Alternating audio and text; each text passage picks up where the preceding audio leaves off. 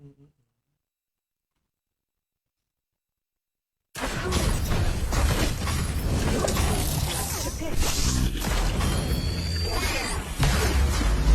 the tribe.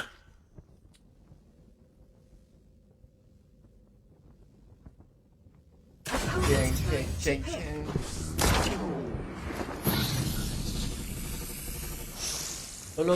Lô.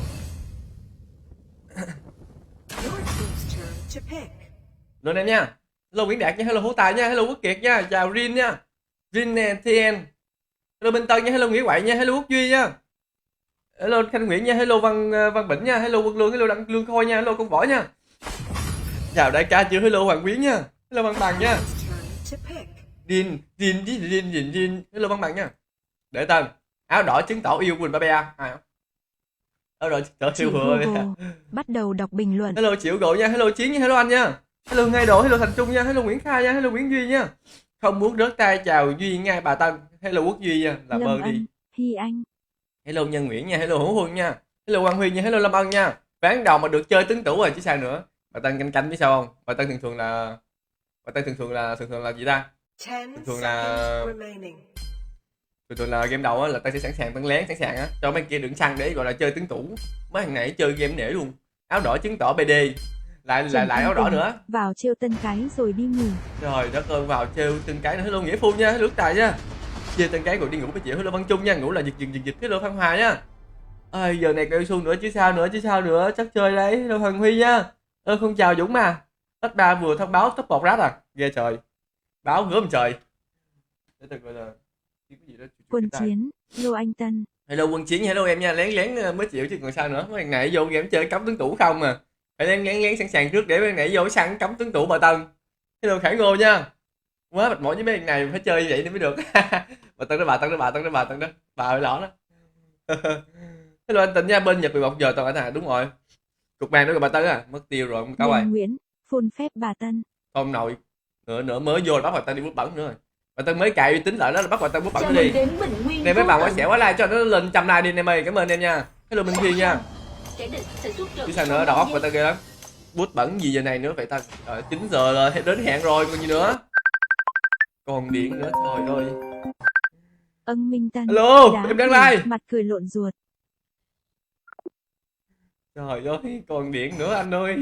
Anh Cường ơi. Tôi nhắc anh coi.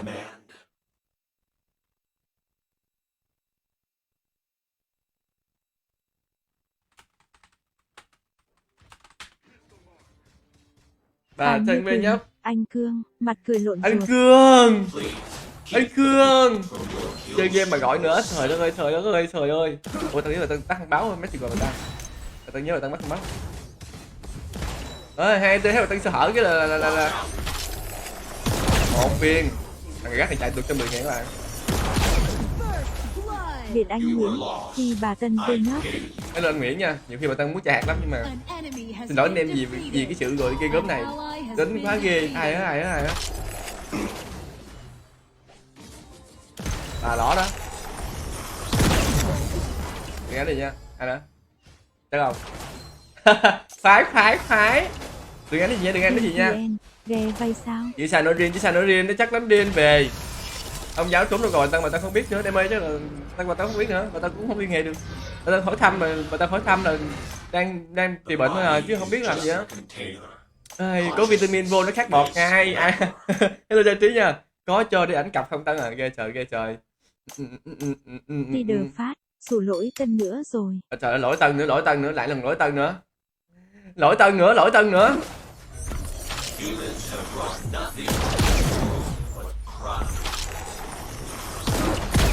Yếu hết, tại cái hiêu 1 máu. Tại cái hiêu không báo với mọi người là cái hiêu còn 1 máu nha, đi nhà nghỉ với em đi bà Tân đi ngủ đi. Phi Hùng, TNS này Hùng thông nha. báo có fan tính Mấy bà già lỗ bữa đây. Bà già lỗ bữa đây bà đúng ghê bà lỗ ơi. Xin xếp này mà. Đừng Hùng ơi, bà đó. Nhờn. Vô. Đấm. Khen. Ai. Ôi. Bữa nay đánh hơn người ta. Về Hoàng Khuyến, Và Tân Nay mình block vô mấy live đứa đề nghị gạ nghiêm gẫm túc không đi. rủ mọi người đi nữa. Gì nữa. Trời bà Tân block mấy đứa gạ gẫm đi. Sợ thành xăng phải vô trước vô chứ còn sao nó làm vô chơi cắm cái tủ không. Thả Yasuo còn tao có thấy không? Hai nay không đấy. Tao cầm Yasuo là anh em biết rồi đó, cái kết quả của em đấu này nó như thế nào đó. Lại phải bút win. Nên mình lại phải đi bút win. Về nó qua Phan bữa. Như Quỳnh, nay mình vô coi live đề nghị nghiêm túc không? Please keep the blood from your kills. Trời. Một định kéo trúng cho 10.000 đây kéo đi. Rồi mất 10.000. Lượm đi mặt ơi. Ai mất 10.000 trời ơi. Lý Thanh Niên Về. lại phải thua. Làm sao ước được thua luôn á Thanh Liêm ai á. Ước được thua luôn á Dương Nguyễn nha. Tân đỏ cây láp không Tân. Nữa. The body Trời đất ơi. is just a container. Bà Tân đi khách sạn với em không? Lại nữa. Để Tân gọi là nghiêm túc kém tem thôi, đừng bao giờ ngủ đi nữa nha. Đang là lâu được game tướng tủ để cho bà Tân thể hiện sức mạnh Đỗ thôi. Duy, Lolo. Hello Trung Thảo nha. Mặt bà Tân giống khí tệ gì nữa, trời ơi. I don't kill. Mày ăn được con này cho 10.000 á, rồi mất 10.000 nữa, 20.000. Bữa nào bà Tân chơi game mất 20.000 ai á? Hello Nguyễn Phương nhớ rồi nha. Đi gọi là chơi game xong mất 20.000. Đi không bao hồng nữa anh Trần Đức. Anh Trần Đức ơi, em có vợ rồi, có con rồi mà còn ngủ đi bông hồng nữa. Cà phê tôm giảm giá toàn quốc đánh lẹ. Nữa lại nữa. Giảm giá toàn quốc. Cà phê tôm mà cho giảm giá toàn quốc nữa lại. Một đại lý gọi là cà phê tôm luôn à. Đại lý cà phê tôm thì sao mà giảm giá toàn quốc ghê vậy. Quay đều một viên không có nhiều không. Không chào à. Hello đó gì nha. Giận. Mất 20k tới lại cái lộ tài bây giờ. Chơi game mới chưa cho hết đã mất 20.000 rồi. The blood from your kills. Đây nè bà Tân gọi là cái mít bữa biết này 2k8 vàng 103. Người chơi gọi là đang gọi là sắc nét nhất bên tem gọi là ủa rồi Tân quay nhọc. Đỗ Duy, ông chú áo đỏ, giận chín mặt. Ông chú áo đỏ nữa đổ về, ông chú nữa đổ về. Hello đi nuôi long nha, hello anh nha. Bà Tân quay lóc đi mà ông chú áo đỏ nữa. Body is just a container. Khói ca áo đỏ nha, mạnh lắm. Khói ca áo đỏ đấy nha. Ông chú nào? Bà Tân bán coi Yasuo đi nữa. Trời ơi, tôi tướng tủ mà. Con tướng tủ bà Tân mà kêu bán nữa. Hello Hoàng Nam nha, hello Bảo Nam nha. Chào anh đi ông cóc. Hello Bảo Nam nha, hello chú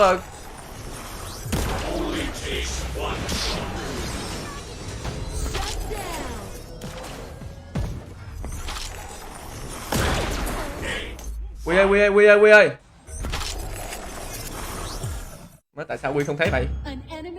Dũng PSN, soái ca có vẻ không đẹp trai bằng Trần Bình. Đừng có lại đi so sánh nữa. Humans have brought nothing to this world but crime. Bà Tân được thằng em cho anh em coi nè.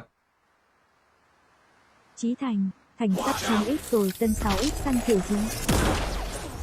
Nó chạy nó mất tiêu rồi ta. Mà nó từng kiếm em mà từ bên kia mà tới bên này luôn mà nó mất tiêu rồi. Trời ơi.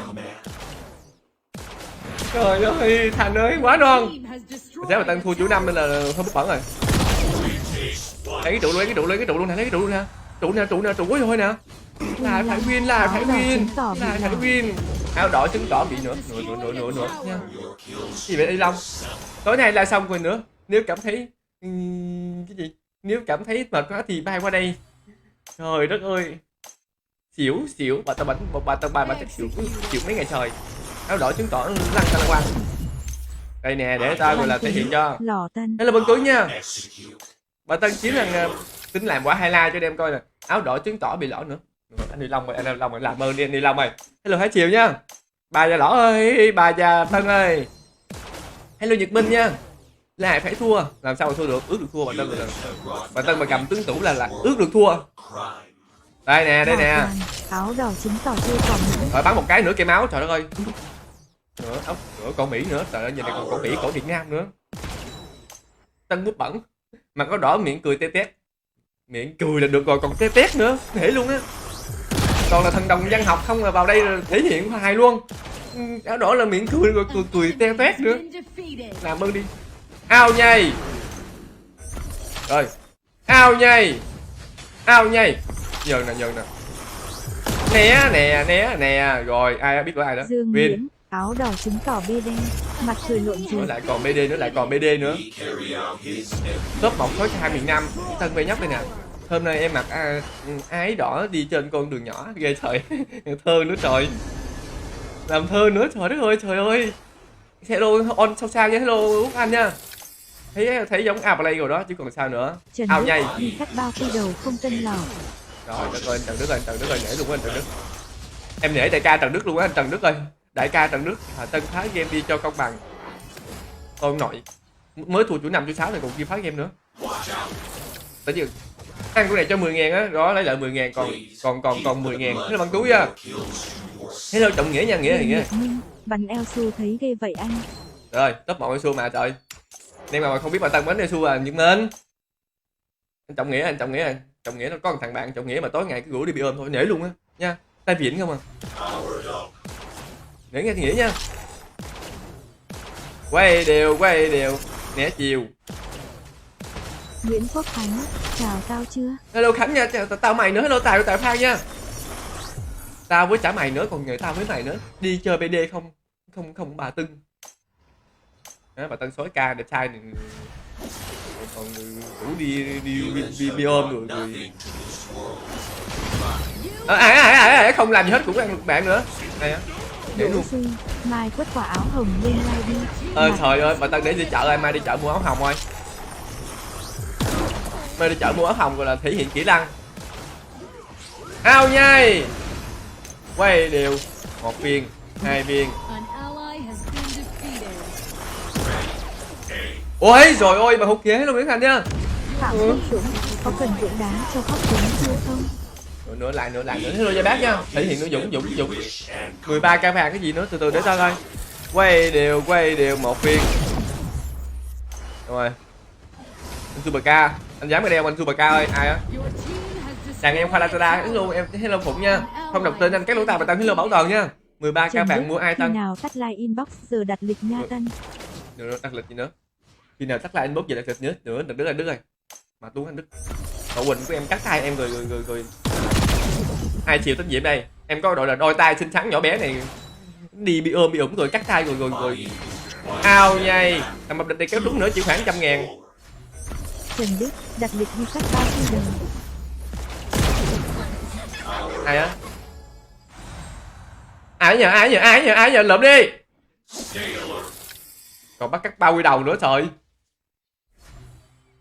Nè, nhìn đừng khe nha vì bắn lọt khe ai á. Trùng hợp quá, hay mình là yêu nhau đi anh. Đó bà Tân. Cái gì nữa Minh Phụng còn yêu nhau đó anh Minh Phụng. Thứ hai không mà thể hiện nữa, mệt lắm nha. Hello Thanh Liêm nha, chị Quỳnh nhường anh Tân cho em đi.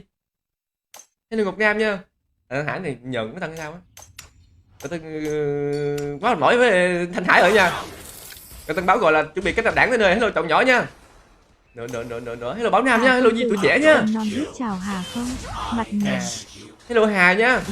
Bà V nhỏ, bà V nhỏ. Đâu về. Hà công thử, Hà kem trộn. Hello Quyền nha, Quyền đại ca đà bàn. Đây nè, bà Tân vừa quýnh vừa gọi là đại mũi không có Quyền nữa à. Dạ. Anh 3D lâu chưa? Anh 3D đâu ơi. Ủa thì cắt cho nó sạch nữa em. Mệt lắm nha anh Đức nha. Quá mỏi với anh Đức. 1 viên bắn trúng câu ấn không sai mà trúng luôn chắc là cao nhiêu sao? 2 viên ai á? Nãy ai hát cho bà Tân nghe á? Ai á? Bà xã hát ai? Hàng chi bên em quýnh hơi ghê nữa không cảm nha. Bà Tân mới tiêm vitamin bánh bao vô nên là quýnh hơi ghê. Hello bạn Khánh nha. Bà Tân mới tiêm vitamin bánh bao vào nên là quýnh hơi ghê nên thông cảm nha. Bà Tân để tao bữa đi. Rồi cây khi nằm xuống tu. 1 viên. Ôi trời ơi, tính nó chạy qua bên đây vậy, chạy về bên kia, đen ấy. Bị nó ao ngay. Bài sẽ được cái đấy gì cứ hay. Hà Văn Khang, hello ông Cóc. Hello Văn Khang nha. Còn rồi bộ xanh nữa, bộ xanh để Tân gọi là viên đạn gọi là kẹo đồng đây nè. 1 viên hụt lắm. Chắc là viên thứ 2 vậy. 2 viên hụt hết luôn, 2 viên.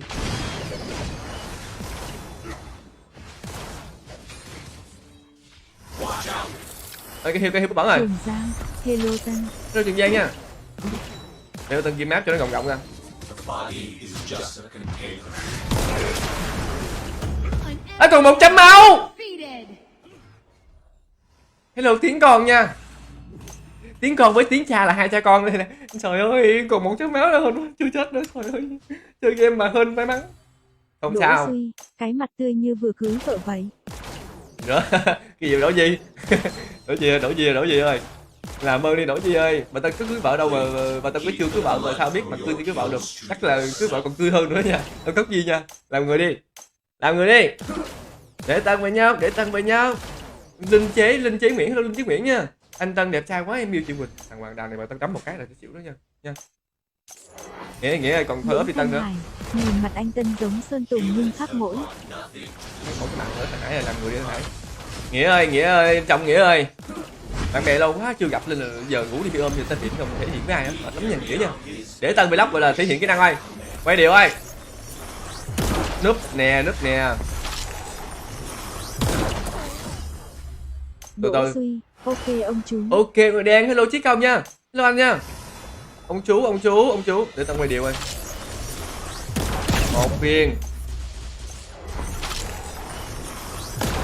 Hai viên luôn, ai á 2 viên. Mà viên nào viên ấy bút bẩn. Winnie mà tao có thời gian đâu.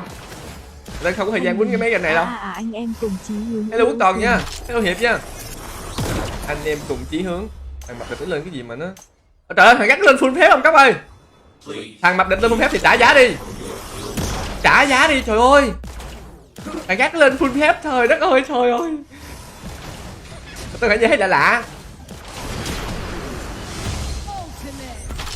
Nguyễn Chí Công, mấy ngày không gặp bà Tân bú Uy.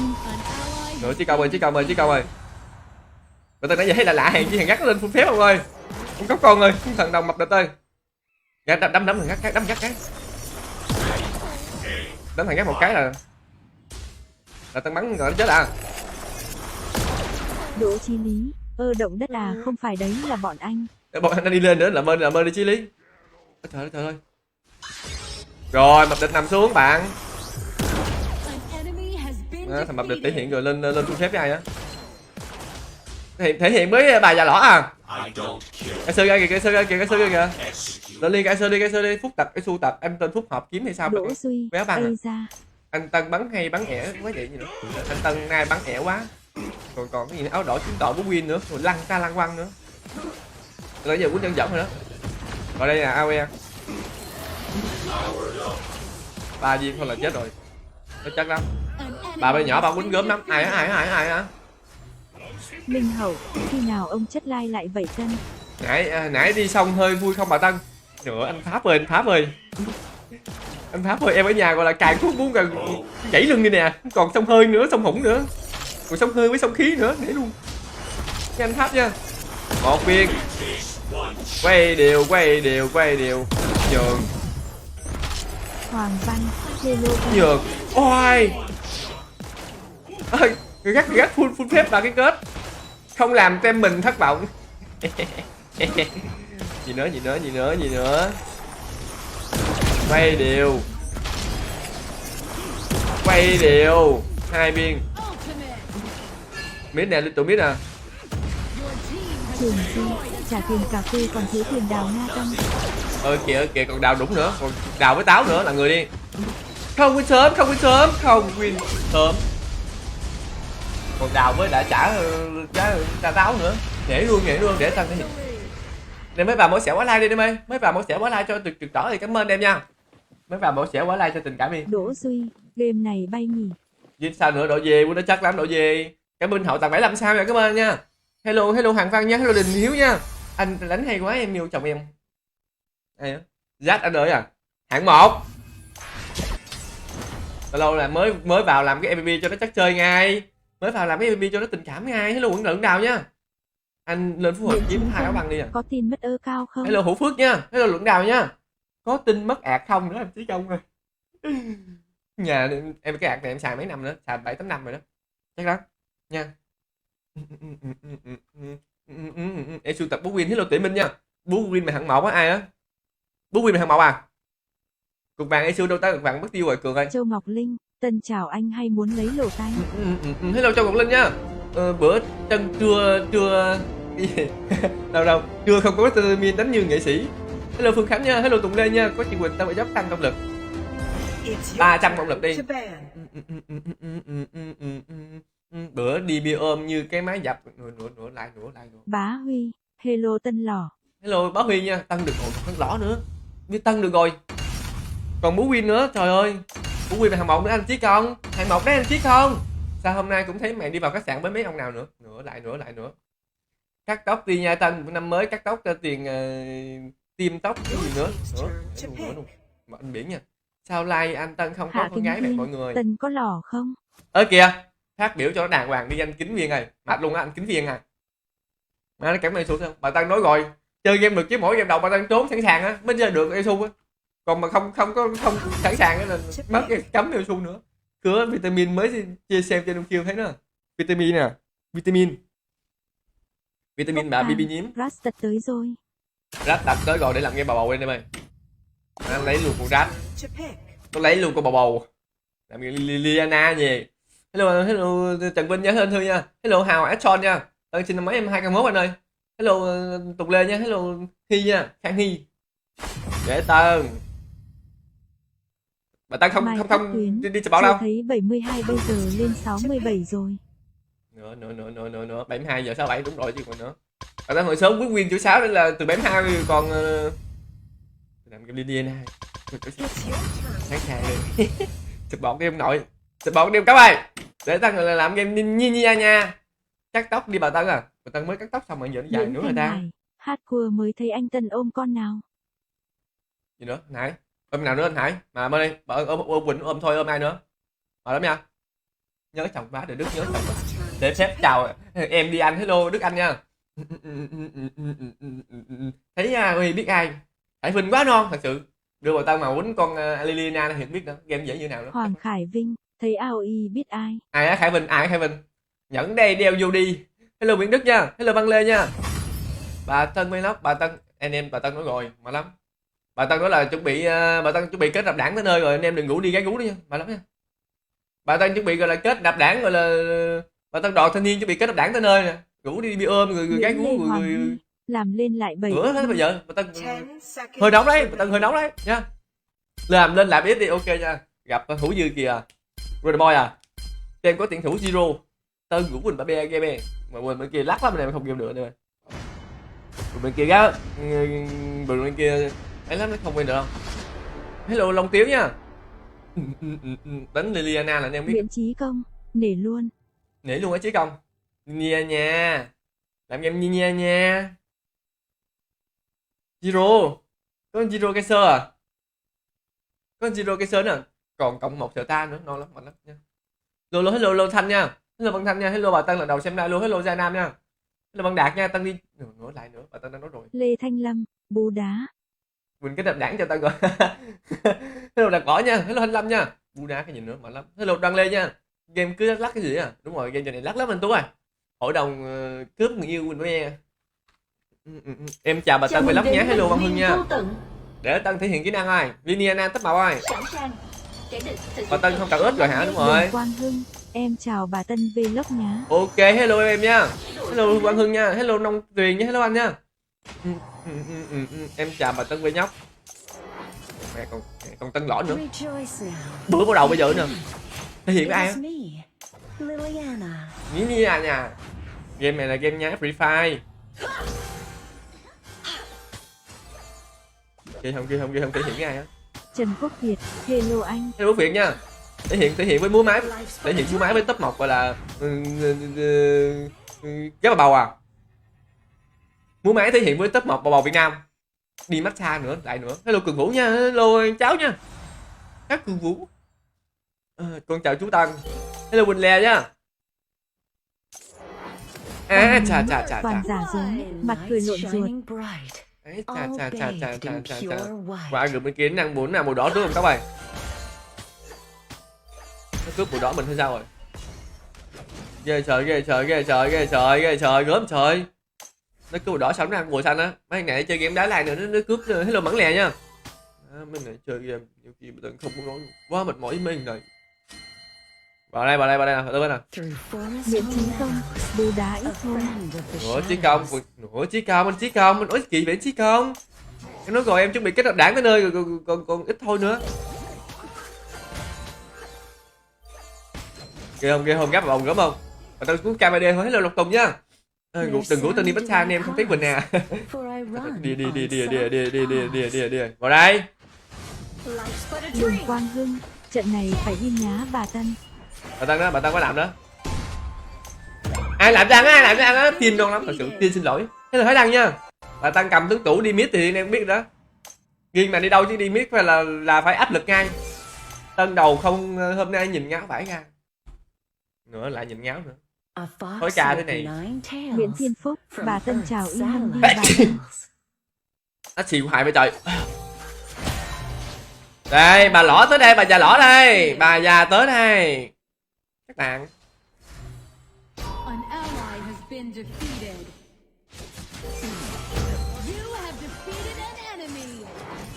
Hay quá mọi người ơi. Đỗ Chí Lý, mới xem Tân lần đầu. Double kill.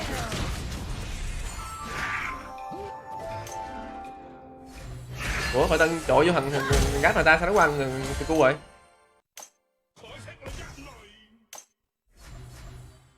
Đó lại kinh thường người khác. Ủa Tân nhớ mà Tân trội vô. Bà Tân xong trận đi cà phê. Hello Quỳnh Trung nha. Nhà. But a dream. Tân nhớ trội vô thằng ấy mà ta, thằng bầu mà ta. Nó sử dụng Liliana nữa. Trời đất ơi. Mới xem tao đổ hello Chí Lý nha. Lần đầu nữa mà phanh cứng cũng gớm không? Hello Quỳnh Trung nha. Trung lõ tới nơi rồi, trung lõ tới. Còn Tân đầu lõ nữa. Ôi ngày cứ mê. Sao không được chị Google đọc? Like share cái là được chịu Google đọc thôi. Hello Tùng Lê nha.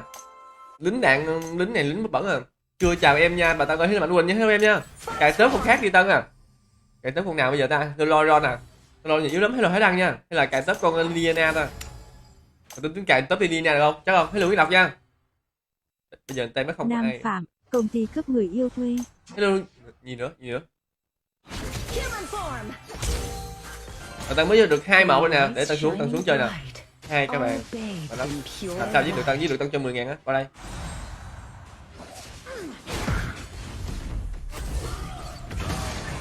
You have been defeated. Nguyễn Đình Thái, Tân đi cha gái không? Trời ơi chạy kèo kiểu này là Tân nãy tính chạy kèo nhưng mà thôi quýnh ngày mai chạy tiếp. Để ta xíu rồi tối chạy thôi Trung ơi. Mai em đánh là anh em hứa cho anh Tân đánh theo su ok nha. Nhớ em không Tân hello Tùng Dương nha, vài nạn nhân là Quỳnh Ba Be. Hello Cường Vũ nha. Mất 10.000 nữa rồi trời đất ơi. Mà game nào mà Tân nói tới 10.000 là chết. Cà phê tròi Tân ơi. Không nha, bỏ đi nha. Còn nhớ đi húp sò điện nữa, trời đất ơi sò điện nữa. Sò điện nữa chứ. Nhớ. Human form. Đi. Mà không giết được thằng gái thì thôi đừng nói chuyện với bà Tân nữa. Has been destroyed. Cái gì vậy? Thiệt à? Tùng Lê, chia sẻ rồi nha bà. Ok Tùng Lê nhá. Trời ơi không giết được thiệt kìa.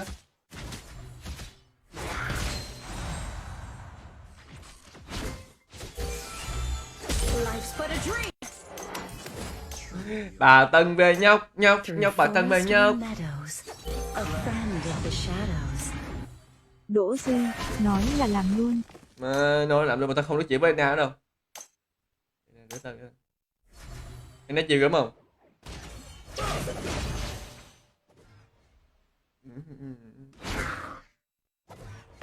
Ở nhà đào ơi.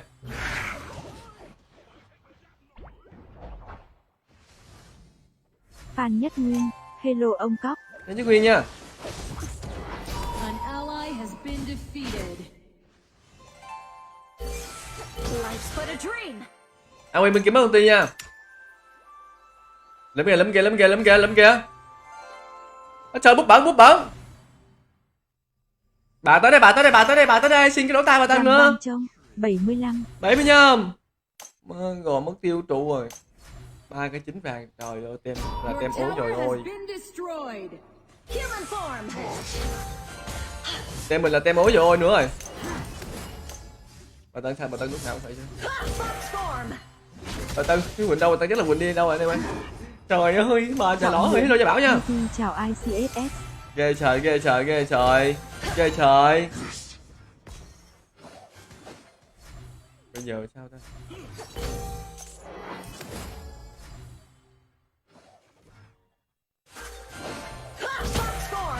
Ai chơi game kìa, nó rồng ế nhỉ. Gia bảo, nhiều sao rồi a.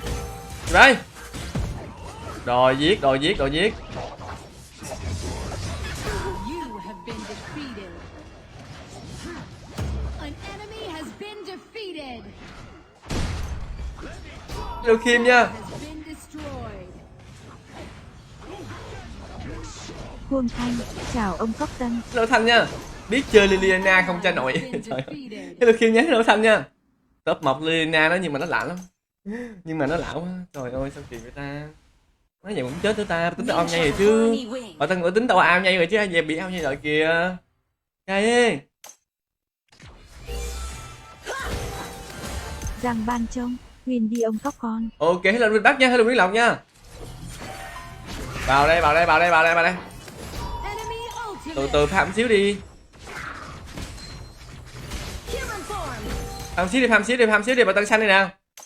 No sound do I cause. Trời đất ơi, Anastasia gì của For I Anastasia. run on Zucabaka. pause. Vitamin bồ đô. Cảm ơn Thanh Tuyền tặng 75 sao nhá. Lại bú win Bách nữa. Lê, ông Cốc có nhận bắp bẩn không? Nữa thôi nha ông nội, có bẩn gì nữa. Thể hiện cái này á. Thể hiện nháy đèn nữa.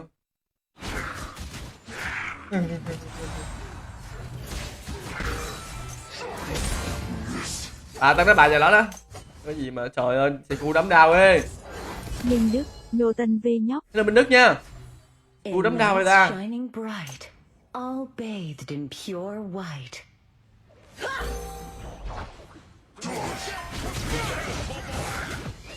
An hay quá anh em ơi. enemy has been defeated. Human form. Từ Lê từ. Văn Quý, bà Tân bắp bẩn. Hello Quý nha. Fox form. Về cái. Để Tân cho hạt hello Văn Nghiệm nha. Rồi Tân ơi để Tân cho hạt cái anh ơi. Thôi, cho em yêu chương Quỳnh với anh. Thằng Tùng Lê là đấm một cái là xỉu bây giờ nè Tùng Lê nha. Để Tân vlog rồi thiền kỹ năng coi. Kìa bắt AD bên kia kìa, để bút bẩn kìa. Shut down. Đang thằng Quang nó hay. Win này. Tùng Lê, cho em yêu chị cùng với anh. Win này bà Tân ơi, bà vlog ơi. Để Tân đẩy mình cho tầm này bà Tân solo kill là vẫn gọi là win đấy. Hello Nhiệm nha. Hello Văn Nhiệm nha. Không biết ở đây nó có ai bữa mình không ta.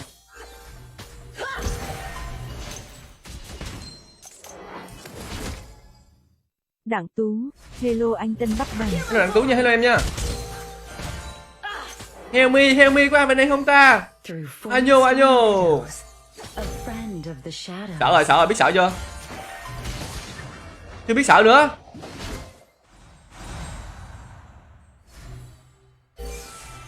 Nó hơi là có rắp bầu đó không là đi rồi đó. Đây, Tân tới đây. Đi đánh bài nè Tân lò. Fox form. Ủa còn đánh bài bạc nữa, bỏ đi nha, bà Tân không có cờ bạc đâu nha.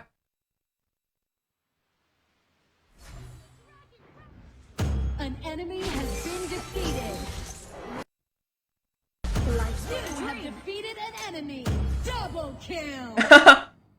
Shut down. Nine tails. Em Quyên, làm pha khảo chết kinh công đi Tân. Vậy à, mình thì phải lấy 2 đầu tải mới được em ơi. Từ từ nha. Để Tân thể hiện kỹ năng con trai trên Nini. Mình nữa lại nữa. Chứ là nhân vật trong game thôi mà còn luôn có nhà bà xã nha. Để Tân gọi là thể hiện kỹ năng thôi. Gì vậy? Tùng Lê, giờ sao anh? Hello Tùng Lê nha, thì nữa Tùng Lê thì còn sao nữa Tùng Lê. Dính này thằng Quang nè. Tật ơi, không có được đó. Ở bên này à? Đấy mà ta không nhìn rõ. Gác tụi này biết. Để Tùng thì cái năng coi làm pha như chị Shizuka à? Shizuka nào? Đi Thanh Tùng, lại Viên Thui. Bình thường em mà Tân đây xanh nhất bản đồ nè.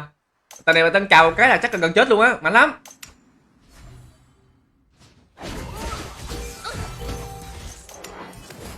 Đây có chuyện AT gần trong bụi nè.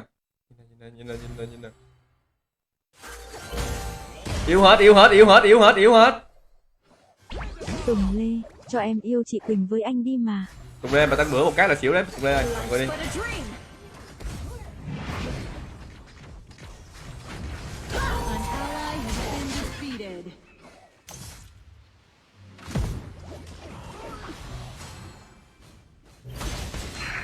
Human form. Nguyễn Chí Công, lại xạo.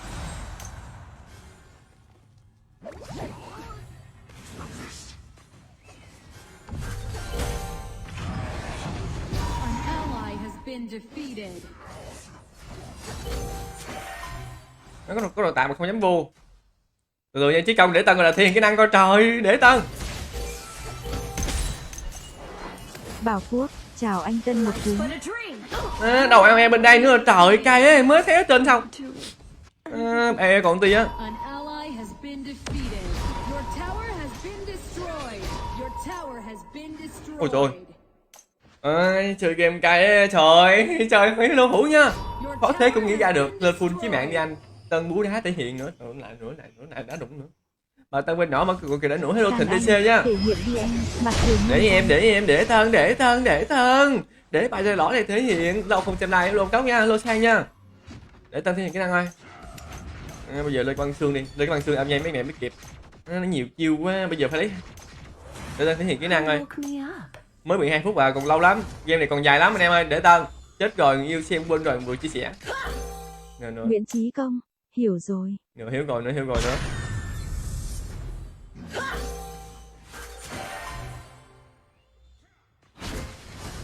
Rồi.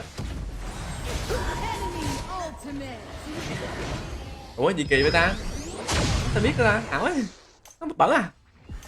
Trời ơi. Má thằng Kim nó chơi game nó kiếm mình hoài vậy trời. Anh em bình tĩnh để bà Tân tập trung bú. Kìa bú win nữa, lại bú win nữa. Má mẹ đu hoài, lúc nào mà đu vào tao cũng hết chiêu. Chơi game mà may mắn vãi. Tân hầu như là vừa hết chiêu là gặp AoE, vừa hết chiêu gặp AoE. Biết ăn ở sao á, để luôn. Destroyed.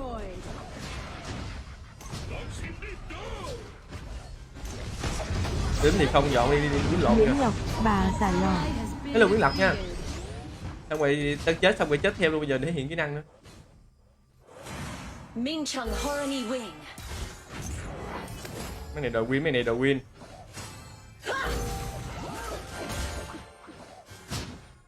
Mấy ngày đồ win về ngay hết pin rồi kìa. Bên kia tiến thủ đúng rồi, bên kia có tiến thủ Zero anh em ơi. Nghệ sĩ có khác hài thật, mặt cười chảy. Nữa gì, chùm nó thừa nữa. Chùm nó thừa. Chùm nó thừa. Từ từ nha. Human form. Enemy ultimate. Your team has destroyed a tower.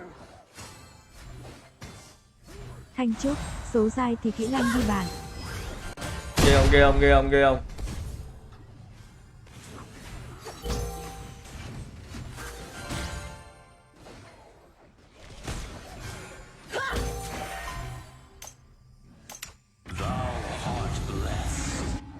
Your tower has been destroyed. Đỗ Duy, chả vậy còn gì nữa.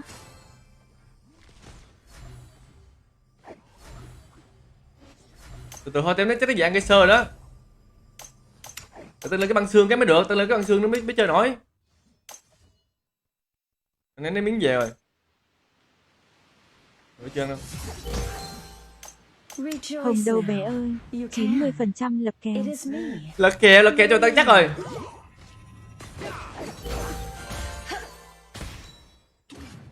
Từ nha, bên kia có tuyển thủ nữa nên là game hơi căng.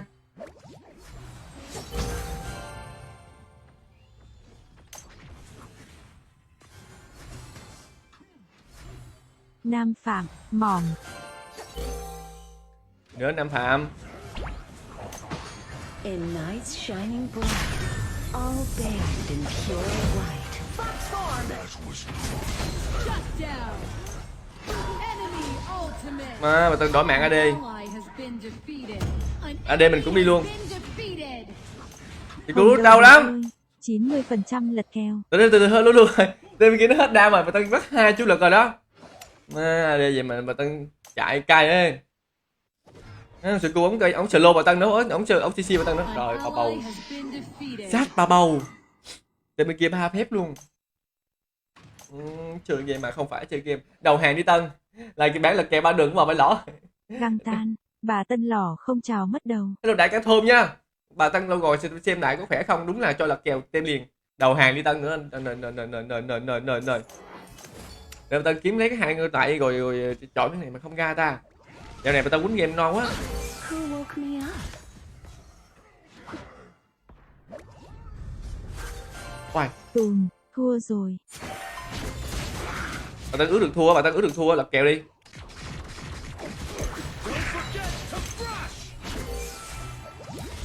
Life's but a dream.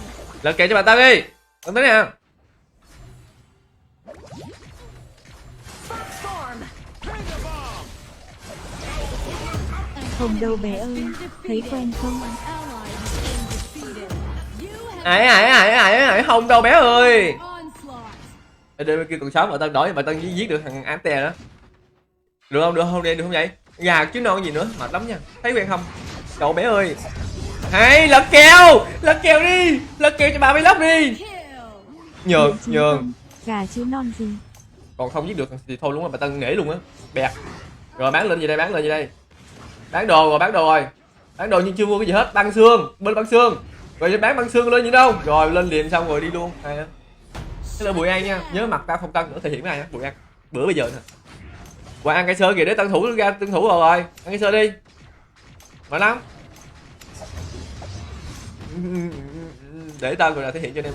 Sao đi không đi tu len vậy bạn? Time to win. Đánh cái Lily lâu lâu chơi bài Lily nó vẫn vui hơn á em ơi. Shinizu Hải đăng, Babao TH Scott bán đồ kinh thế. Nữa sư cô bán đồ không biết không còn món nào luôn. Sư cô tiến thủ mà anh em phải thể hiện rồi. Your team has destroyed a tower.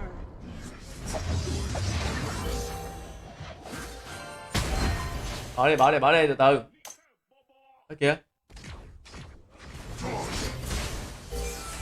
Your team Lê has Thanh Lâm, destroyed Tân a GG tower. đi. Your team Thanh Lâm nha. has destroyed a tower.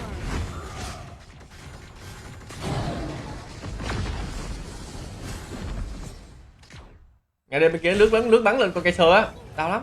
Từ từ.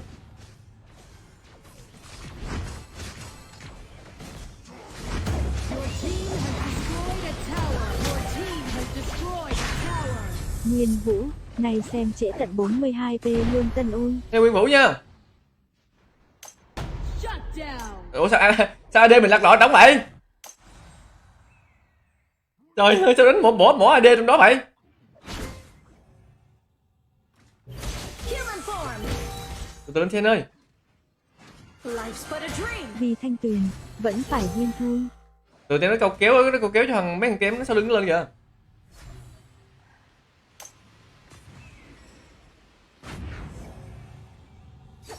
Life's but a dream.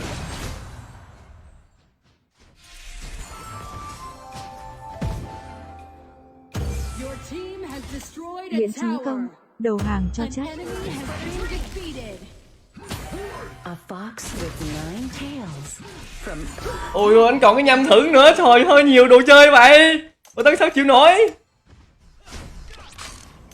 Mà Tân sao chịu nổi đây, nhiều đồ chơi quá. Bụp. Mà Tân biết nãy lên cái bằng lên bán lên cái giá hồi sinh là đẹp rồi ta ơi. Đó là Tân tính ao nhây được rồi chứ. Cài ê. Lên em nha, đầu hàng đi cho chắc nữa. Chào em hello Đỗ Sơn nha, hello em nha. Ôi, game này chạy tới 42 phút luôn. Quá mệt mỏi cái này luôn. Chơi game trời ơi, căng ấy. Bên kia có tiếng thủ là game hơi lú em ơi, cảm nha. Hơi nú. Hồ Tanh, tuyển thủ đập bà Tân hói đầu. Thôi Mặt kìa, cười. nữa hối đầu mới chịu ấy nha, anh thấy anh nha. Cảm ơn đi nha. Mà bên kia không còn lên cái ấy nữa thì chịu rồi. Không còn lên cái nhâm thử nữa thì bà Tân đỡ làm sao được, sao là ao nhanh được đây. Hello anh Hoàng Huy nha, hello nha. Bà già nỏ. Chí Thiện, ẩu rồi đó Tân ơi. Ẩu rồi đó bà Tân ơi, đây để Tân. Rồi tí nữa bà Tân bán lên mấy trăm món đồ cho anh em coi là chắc chơi người chơi. Đây nè, để Tân. Bạn xương sắp có rồi. À đây bên kia nó có lên dài không? Không lên dài luôn. Ghê trời. Miễn chí công, phình bùi. You have been defeated.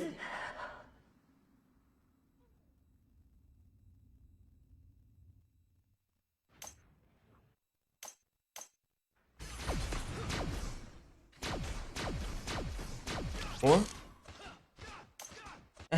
Mấy này chửi nữa chơi thế mẹ chết cái chửi mày. Mới Đỗ chơi Sơn, kìa. cái gì thế? Ai biết? Em đi ngang đời anh như thoáng mây qua trời. Chắc là bạn cây sơ đi, chắc là bạn cây sơ đi cho chắc chơi. Giờ này quýnh có bẩn vậy ta. Nó chơi game mà nó quýnh bà Tân cái gì mà nó quýnh bà Tân cái gì mà đi ngang cái mất tiêu luôn vậy trời.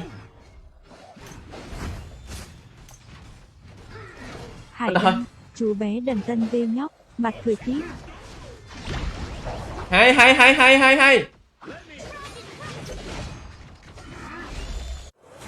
Bà Tân lên tới nè, bà Tân lên tới nè. Wing. 3 giờ lỏ bà lên tới đây.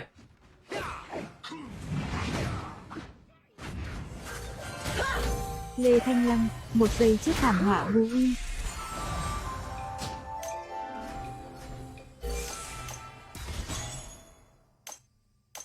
Từ từ, mấy này dám khinh thường bà Tân để tao.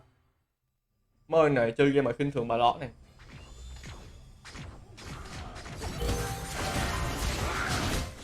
Để cây sơ đi. Điểm chính công, 58. No sound do I cause, for I run on soft paws.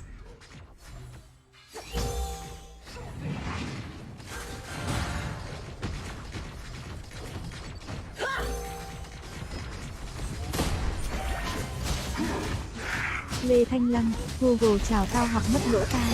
Thì em. Your tower has been destroyed. An ally has been defeated. You have defeated an enemy. An enemy has been defeated. Enemy ultimate. You have defeated an enemy.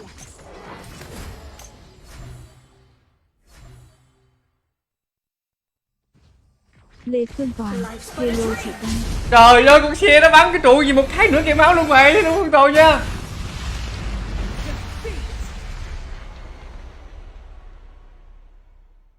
Trời ơi cảm ơn Lock Seven đã tặng 75 sao nha. Bồ nhí Tân đâu rồi? Tân đẹp trai, bồ nhí nữa, lại còn bồ nhí nữa. Trời ơi đen ghê, trời ơi đen dữ vậy trời. Văn Đạt, ngon.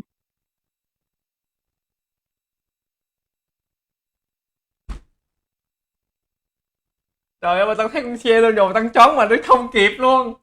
Nó ụt một cái.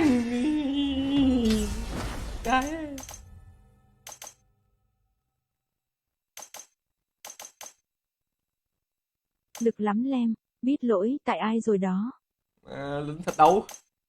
Lính thách đấu đài rồi. Để Tân sạc pin cái coi. Giờ này game sao mà nó lạ quá bà Tân ơi. Chơi game lúc nào cũng vậy, lúc nào bà Tân cũng là người gọi là gọc gánh hết trơn, nhưng mà sao game dạo này bà Tân ao trình vãi đái. Hello thế đài nha. Hành trình lên 80 sao bà Tân. Hành trình lên 80 sao các bà Tân vậy đó. Nguyên Vũ, Tân gặp Trần Bình hay Trần Tú ngoài đời chưa? Chưa nha, bà Tân chưa. Bà Tân chưa nữa nha anh em ơi. Chơi game lúc nào cũng vậy, áp lực quá, bà Tân bị áp lực quá. Chơi game mà lúc nào cũng áp lực với đá thì sao mà quýnh đây. Hello thế đài nha. Lỗi bà Tân hết. Tính anh Tân vui vẻ thích anh được. Ok đối xử nha. Thịnh Nguyễn, Trời ơi. không đi giải cứu thầy Ẹc ha bà Tân. Giải cứu thầy Ed. Ủa, không giải cứu thầy Ed đâu. Thầy Ed đang bệnh hay sao anh em ơi, nên là không có lại được. Cái gì mà bị lật kèo kìa cái thế nhỉ. Hello Chí Công nha. AT hay quá nữa. Bấm bên xỉu bây giờ trời ơi, còn hay họ nữa. Chơi game mà thấy thiệt với ai nữa. Mới mệt mỏi. Không sao đâu, tên đẹp trai là được. Ghê Nguyễn không ghê Chính hơn. Công, chào để mất lỗ tai. Hello quý nha. Hello nhân quý nha. Hello Chí Công nha, chào để mất lỗ tai. Mà trời lúc nào vậy. Trong su tướng tủ của bà lóc hết. Quá khổ với mấy này. Trời ơi yếu lè. Đỗ Duy, chị nhà đi ngủ rồi Quá hay đơn sao đầu anh luôn Tân? anh Đòn anh Le Ve ơi. Anh Tín ơi. Phút 10 dead có 3 con lính. Phút thứ 13 dead 3 lính không được cái thua luôn, đánh quá non. Nè, tại mình chỉ biết tướng nhìn áp lực người ta. Hello Văn Lan nha. Hello anh nha. Thắng hay thua đó với anh không quan trọng, điều vui vẻ nhỉ anh. Đúng rồi, thắng thua mà anh em bình thường thôi, chơi game bữa mấy nè. Hồ Tanh, sốt em. Em không biết chơi Siku đâu. Lên nè không á, người ta không lên á. Phải lo Gentino rồi. Follow game Tilo. Vậy là follow Tilo. Chào đại ca đi hello phát sao nha. Cái này chắc thua nữa được quá. Tân ẩu vá nha, Tân hello Chí Thiện nha, hello anh Quốc nha. hù, chỉ có Esun với Ras mới cứu nổi Tân. Chỉ có Esu với gái mới cứu nổi bà Tân quay lóc thôi. Thắng thì thắng thì gái, thua thì khóc thôi anh em. Lý do gì non mà là non. Đợi gì rồi, đợi gì. Bắt bà Tân đi gần nữa.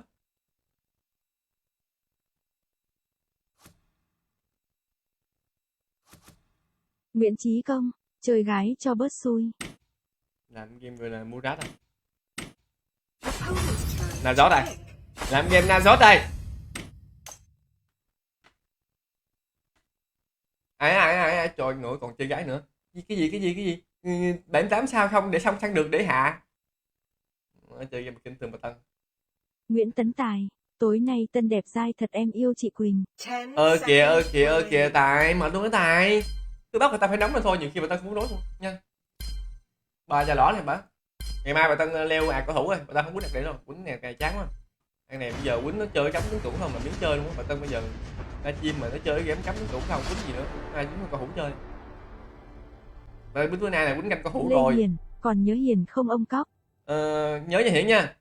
Tân có skin ở đó không hình như không hay sao á. Bà Tân của bắp chết ngựa nè. Có bao giờ mua mấy skin đâu. Có bao giờ chơi mấy skin đâu. Nên là Hiển nha. Chơi game vô cắm tủ không là cũng làm miếng chơi đó. Chắc là mai quýnh canh cổ thủ anh em, mai quýnh canh cổ thủ rủ anh em giao lưu chơi. Chơi này chán quá đá. Nguyễn Quốc Toàn, Hayate lè. Hayate hello Tỏ nha. Buồn quá đấy. Hồi xưa chơi game còn thả tại vì hồi xưa bắn gà. Bây giờ bắn quá ghê nên là game nào cũng cắm mà đó. Sẵn sàng. Sao vậy? Rút trận sau 5 giây. Nhiều khi mình muốn cài tớp mà cũng không được nữa. Bây giờ anh em kia mà Tân cài cột vàng cài sao nổi, game nào cũng cắm tương á, chưa cài sao được. Cài vẫn tiếng người luôn. Lê Hiền, lâu rồi không gặp vẫn nhớ vợ Quỳnh. Kìa Hiển ơi, bà luôn Hiển. Đây nói đúng không? Bà Tân nhiều khi cũng muốn là cài cột vàng cũng tím với anh ta. Mà nó vô nó cắm không còn con nào game nào cũng cắm hết đó, mẹ mấy ngày mà Tân gặp mà đường bữa hết luôn á. Quá mệt mỏi mấy ngày. Bây giờ còn đang đủng nữa nè. Như Quỳnh, anh yêu à? Đây nè, đang khóc nhè đây nè. Anh đang khóc nhè đây nè, em làm ốc nè.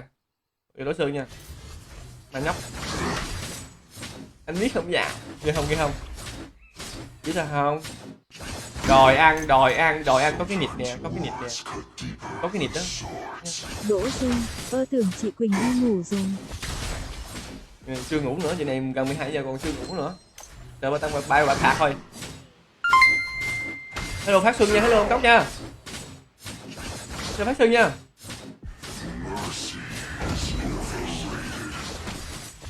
Bên kia có tướng gì ra đi chắc. Lên full dam đi, lên full dam cho bà Tân đi. Lê Phương Toàn, Tân ơi bồ nhí gọi kia bắt máy đi bà. Gì nữa, hello bên chiếc nha. Gì nữa, trời còn có bồ nhí nữa.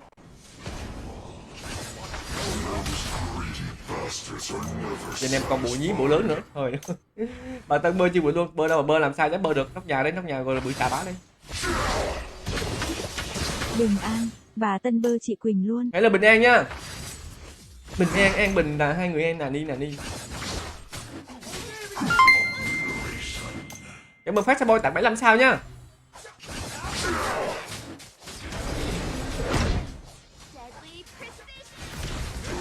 Rồi lỗi Tân nữa rồi.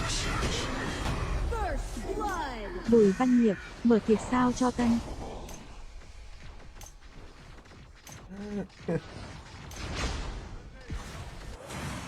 Failure is an option.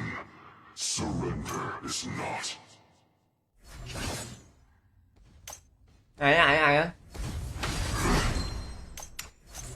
Ân Cao Nhan Quy, chị Quỳnh cho em xin bà Tân về chiên xù. Trời, xin về chiên xù nữa trời. Sometimes words cut deeper than swords.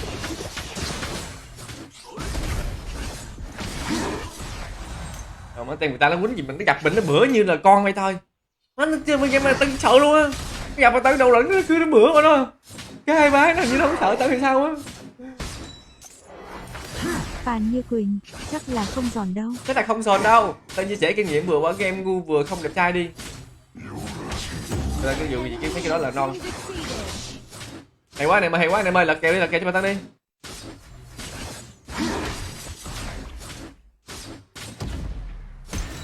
Bà Tân tới nè. Quốc lợi, đêm qua em tuyệt lắm.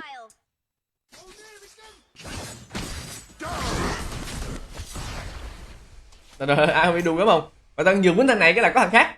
Nở hí hưởng. Bà Tân vừa quýnh thằng này cái là có thằng khác lại là me bữa Tân à. Mấy này chơi game sợ luôn á. Bà Tân nhiều khi bà Tân gót luôn á.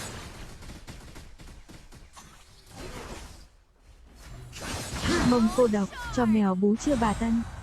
Nữa mẹ bú nữa. Ủa gì á? Bà Tân nhắn lộn multi rồi. Cho mẹ bú chưa bà Tân? Bà Tân ơi. Còn bạn này quá thì Tân thấy nó khó là sao ta? Lê Hiền, na cà chua. Nè cà chua. Gán farm cho nó đều được. Có khi nào gấu vô đây bữa Tân nữa không?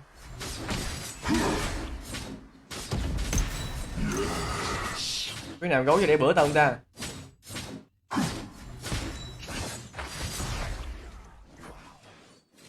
An Ghê! enemy has been Huyền defeated. Trung, Pop đi Tân. Nữa chung.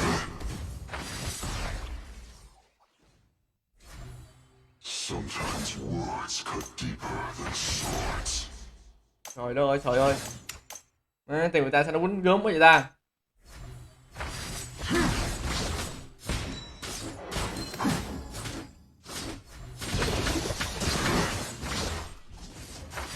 Đức Mạnh, hello anh Tân xinh gái. Rất mạnh nha, hello em nha. Mercy is overrated. Để Tân, ốp đi cu Tân nữa, mạnh lắm nha. An ally Đây thể hiện kỹ năng ốp cái gì? defeated.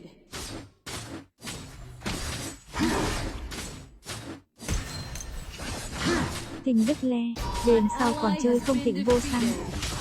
Nữa nước le ơi. Nước le không, tao có mỗi người nước le. Nước Thịnh ơi, Saber Thịnh của em cái là đánh hay lên liền. Trời đất ơi, trời ơi. Để bà với các bà gọi là lo lắng rồi. Rồi luôn mất cái trụ tên luôn. Your tower Trời has đất been ơi. destroyed. Phát set boy, Tân có người yêu CSX. Hát xe boy. Tân có người yêu. Ủa, từ để Tân thơm bà với nhóc. Ủa? Anh Tân ở đâu vậy? Anh là Tân ở Trà Vinh nha. Anh Trà Vinh em ơi. Thì giống mà Tân để lính hoài với ta. Chém lính đã nhụm mỏi tay luôn á. Đừng nghe nói gì nha, mấy Lê thằng Thanh đánh Lâm, gà dịp Tân xuống đá biển như rồi. Chan Bình không? Nữa. Ôi trời ơi. Been defeated. Lấy cái trụ đi người anh em. Your team has destroyed a tower. An enemy has been defeated. Bét Tan Giòn, Tân chào anh em. Cảm ơn Tuấn Nguyễn tặng 75 sao nhá. Quỳnh cho Tân hôn cái cho động lực đánh đêm kìa, từ từ để Tân. Để Tân chứ không Quỳnh để Tân. Ai á, bà Tân đang đắc não hết. Ai á. Người hơn người chơi đắc cục. Anh top 1 nam á, anh top 1 nam đấy bà xã quýt này gom đam. Bà chơi với nhóc. Từ đáy xã hội xuống đáy hiểm nguy.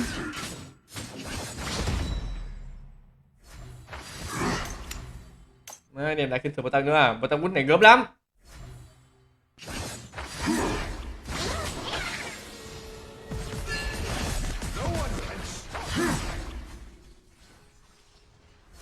Tuần Nguyễn, xem bà Tân giải trí vãi. Cái gì mà đến Tuấn Nguyễn? Lỡ mấy bà Tân đó bà làm hết rồi đó.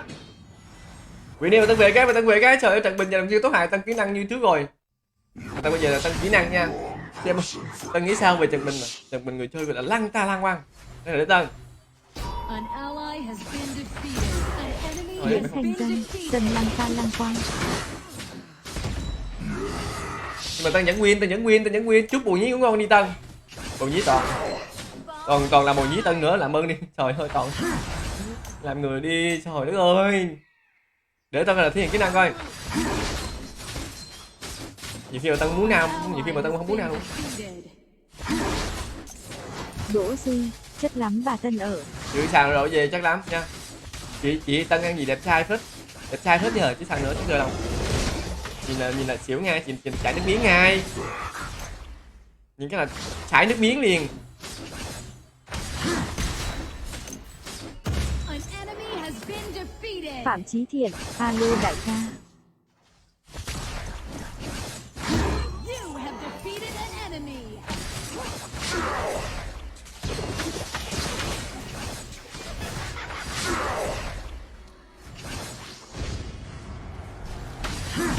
You have defeated an enemy.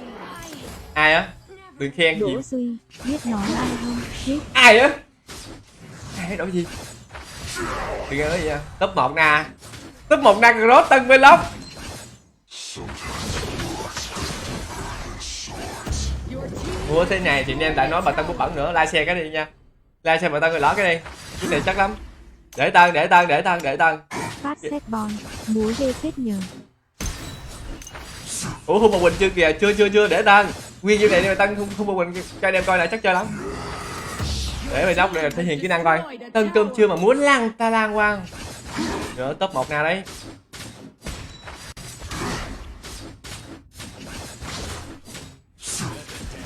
Lê Phương Còn, hôn lệ bà từng chờ thi. an enemy has been defeated. Tôi bảo cái tiêu. Ây da nó bắn đi. Giọt. Đại ca Trần Bình, bà đó ăn nắp trong tay Tân FT. Đại ca Trần Bình.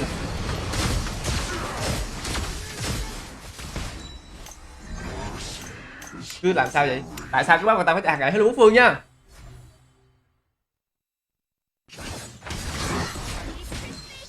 Bà Trần về. Quốc Vương, hello bà già lỏ. Hello Phương nha. Chạy. Đừng có bùa xanh xong, bùa đỏ xong chạy. Bà già lỏ Hello Phương nha, hello Thế Anh nha. Đúng top 1 rồi. Bà Tân này là top 1 bà chắc rồi. Để Tân lên cái nhanh đi. Bà Tân ao phản mấy ngày luôn. Nguyễn Thiên Phúc, hello bà Tân. Hello Thiên Phúc nha.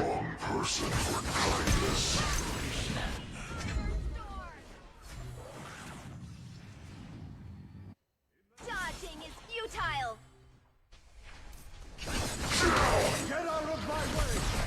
Your team has destroyed a tower.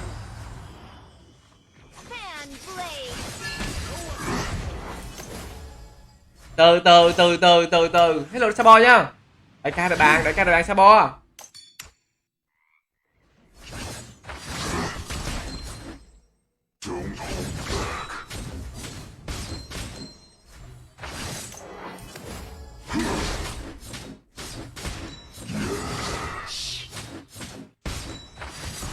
Rồi lên nha, hello Đình Phước nha. Nhìn tay con 2 nè. Nguyễn Thanh Dân, đại trai đánh hay là những gì Tân không có? Lại không có nữa, trời, đánh thế này mà không có nữa.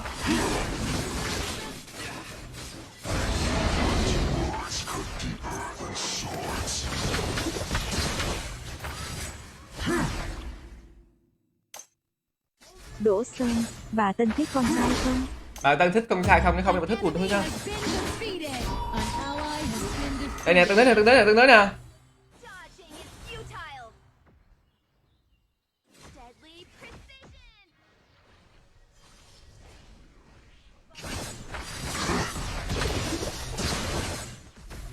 Quốc Vương, bà Tân 8x nhanh đi đại ca em đợi. Ôi trời ơi, Vương ơi.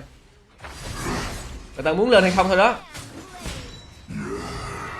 Futile. Ultimate.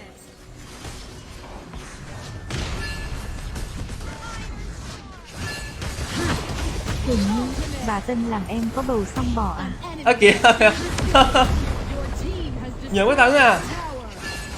Your team has destroyed a tower.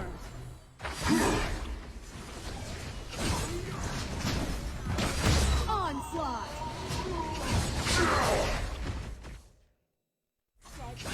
Phan Như Quỳnh, ngon. Ai á. Đánh hơi game thông cảm nha, đánh chắc lắm.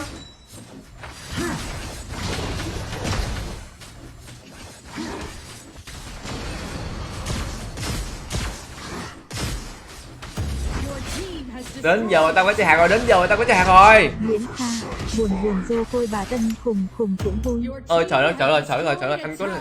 anh làm ai rồi? Anh làm ai có bầu vậy?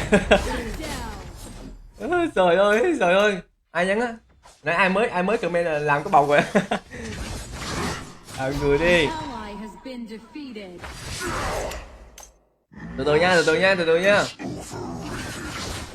Linh Lũy, bà Tân liếm hơi ghê. Trời, đi mê kiếm Tân nữa à? Tân quyết định nó ghê lắm anh em, đừng bao giờ khinh thường nha. Khi mà Tân cầm con bài này hiện em biết bài nam top 1 nha. Đại ca Thành Lõ đợi Tân kìa. Thành Lõ. Đại ca Trần Đình, rẻ. An enemy has been defeated. Bloodbath.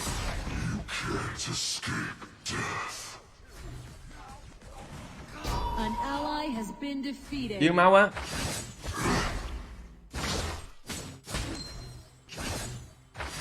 An ally has been defeated. Phùng Văn Khải, An enemy cờ has hin bà been tật rồi sao bạch được ta. Dominating. Win nè. Double kill.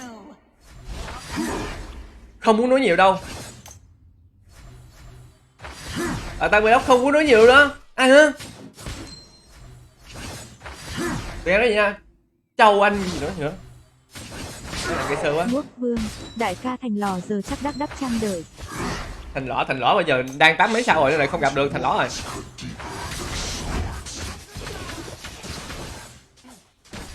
Ăn được cái niệm đó mà tao chọn xíu máu sao ăn. Gấu nó húp đúng còn luôn. Lê Phương Toàn, nhìn lẹ trả kèo hôn vợ lẹ đi bà Tân. Kìa Win phải trả kèo hung liền chứ sao nữa anh em. Trả kèo. Còn vợ bé Phương Toàn đến đi ngủ nha, vợ bé Phương Toàn nha, làm ơn đi. Vợ bé bây giờ vợ lớn nữa. Thành Royal, bà cứ ở đấy mà vlog tí nó buồn. Legendary. Xong rồi.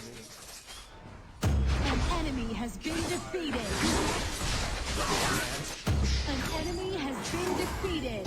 An ally has been defeated.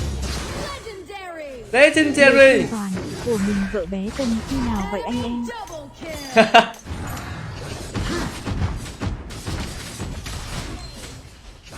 Không chết luôn ai á.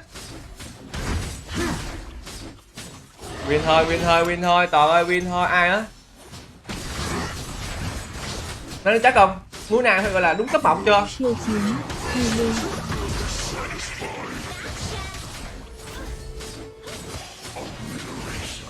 An enemy has been defeated. Nó chưa win được hả? Chết nữa rồi. Deadly precision.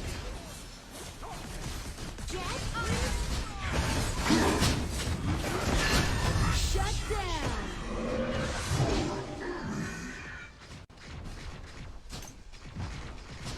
Hồ Tanh, Your cũng tower gọi là has biết been chơi cây. destroyed. Nó tôi chém 2 cái là chết rồi chứ ai về. Bẹt. Tật ơi. Bà già lỗ ơi, bà già lỗ ơi. Không khớp mana thôi đó, nếu mà còn mana là chạy được rồi. Không sao, vẫn phải win. Trần Kha Dĩ, chào bà Tân Lò nhé. Hello Kha Dĩ nha, mình tính đầu vô quýnh trụ là win này chứ. Cài ơi.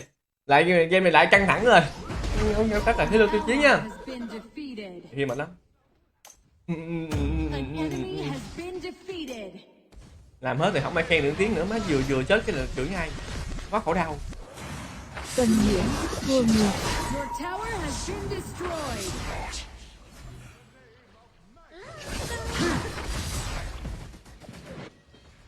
Follow Gentino. An ally has been defeated.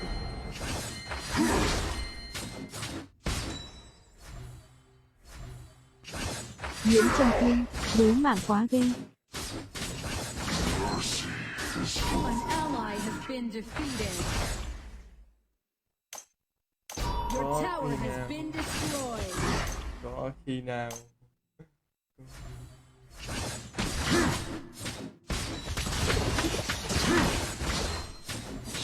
Vân Nguyễn, 60 sao chưa?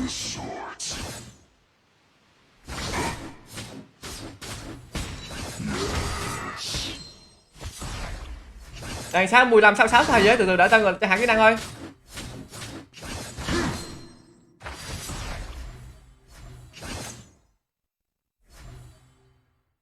Vân Nguyễn, áo đỏ trứng cọc cao ve. Nữa chứng tỏ yêu Quỳnh Ba Be đấy. Nó đỏ là chứng tỏ yêu Quỳnh Ba Be.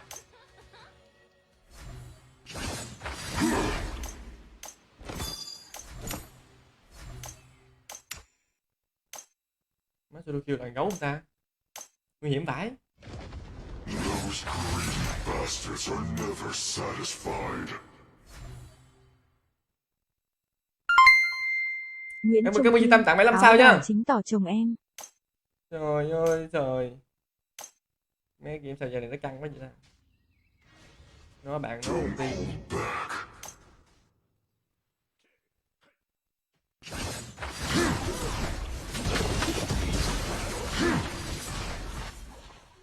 Ôi trời đất ơi.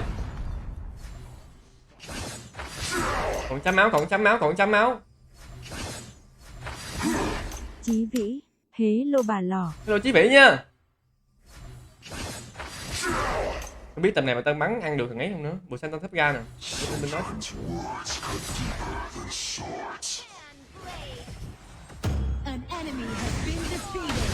An ally has been defeated. Enemy ultimate. Lê Hùng, Tower thuốc has sai been ít anh. destroyed. Enemy double kill. Trời ơi vậy cũng giết chết nữa. Defeated. Áo ơi. Mà nó hồi máu nhiều quá, nó bắn một cái đầy cây máu luôn. Been defeated.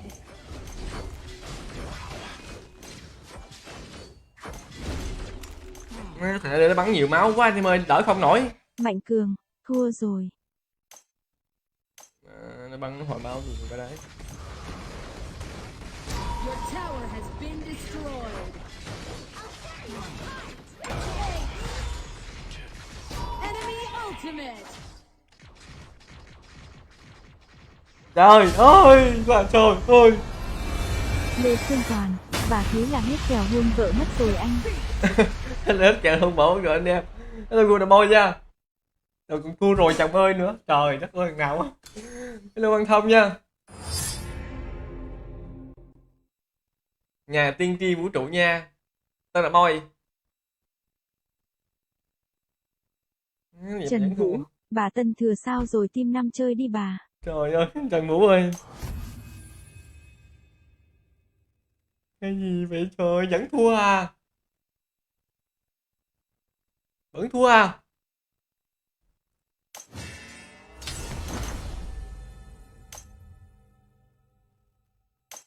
Lê Văn Thành, chào em đi. Hello Văn Thành nha, hello Minh Chiến nha.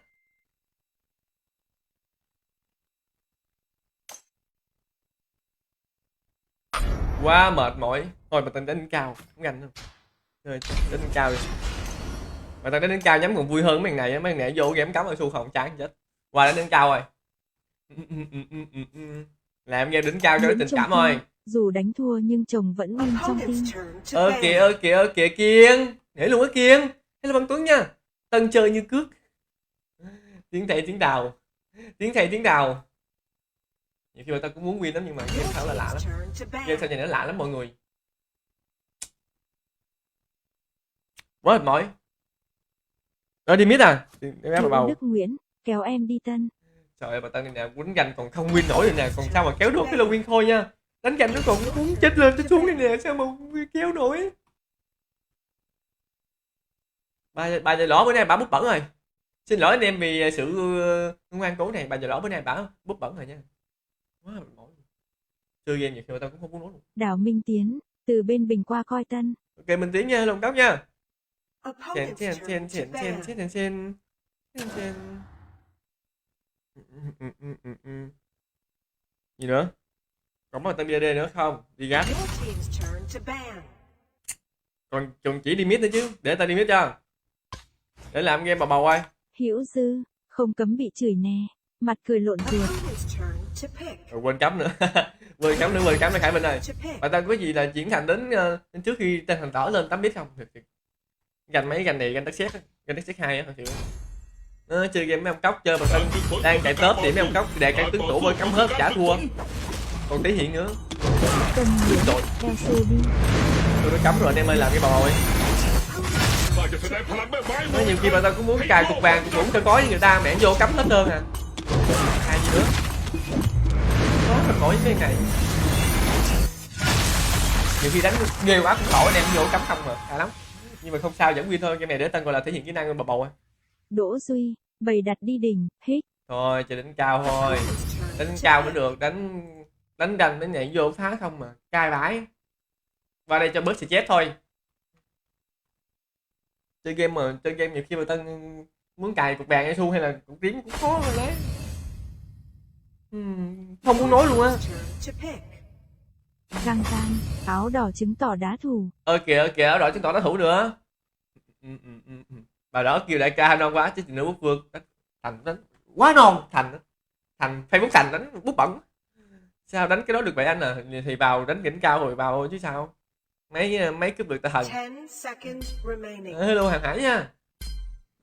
Đỗ Sơn, bà Tân xem Trần Bình dậy ăn cơm bằng mồm. Trần Bình dậy ăn cơm bằng mồm à? Trần Bình bút bẩn à?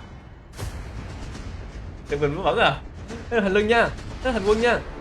Thành có chơi đá cho mình không nha.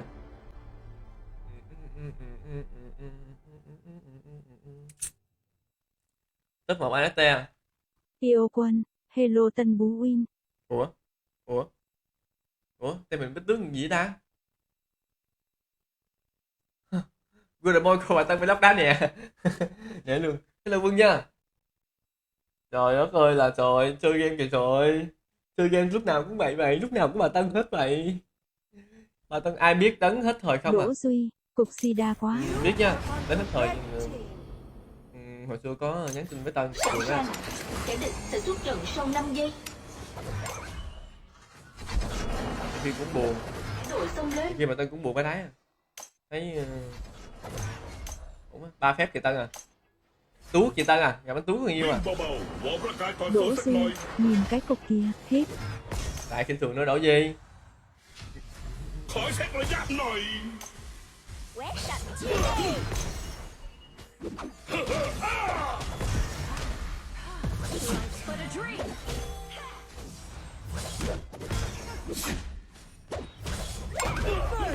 Nguyễn Hoàng Hải, cục vàng đâu anh? Cục vàng muốn bẩn rồi.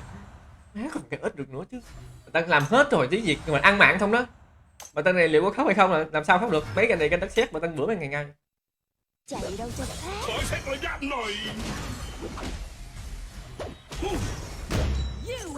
Ủa mấy này mới biết chơi game hay sao á anh em ơi?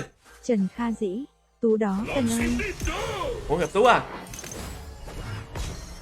Đâu anh Tú có chơi đâu. Sen. Phải anh Tú đâu? Anh Tú đang người đang đấu khí. Mấy cái điểm rồi à. Cuộc đời không thích làm người, cứ muốn làm đại ca đại bàng. Ghê trời. Tôi đổi Sơn nha. Nè cứ để Tân. Ai ghê. Mấy này nó bút bẩn lắm, mấy này bút non lắm, để Tân thể hiện coi là mấy này xỉu ngay. Vậy hình như hơi dễ lợi đó.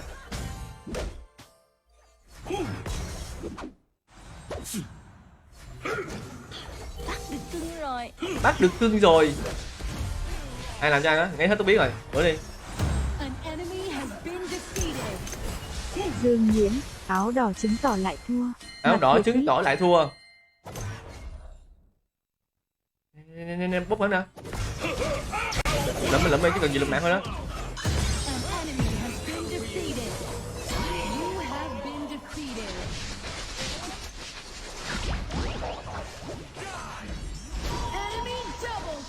Ôi trời ơi.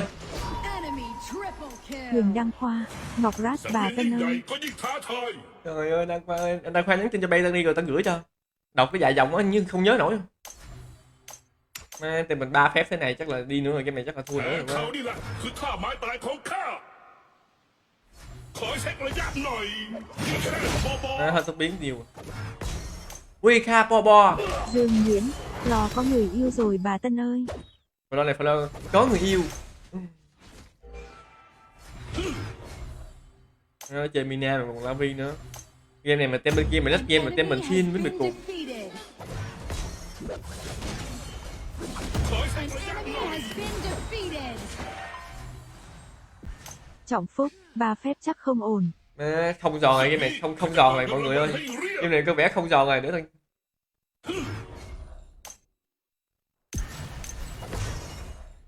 หัวขาเข้าให้ลองชิมดิดูขอเช็คระยะหน่อย Phong Lâm, Tân có 30 người yêu à? Ơi kìa Lâm ơi. จะอัดหน้าพวก Có เจ้า một thôi nha Lâm nha.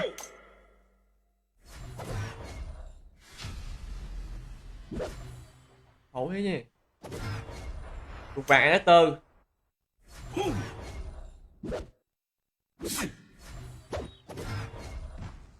นักสู้ตัวจริง Đại ca Trần Bình, ghê. Đại ca sân bên. ขอเช็คระยะหน่อย Tôi biết.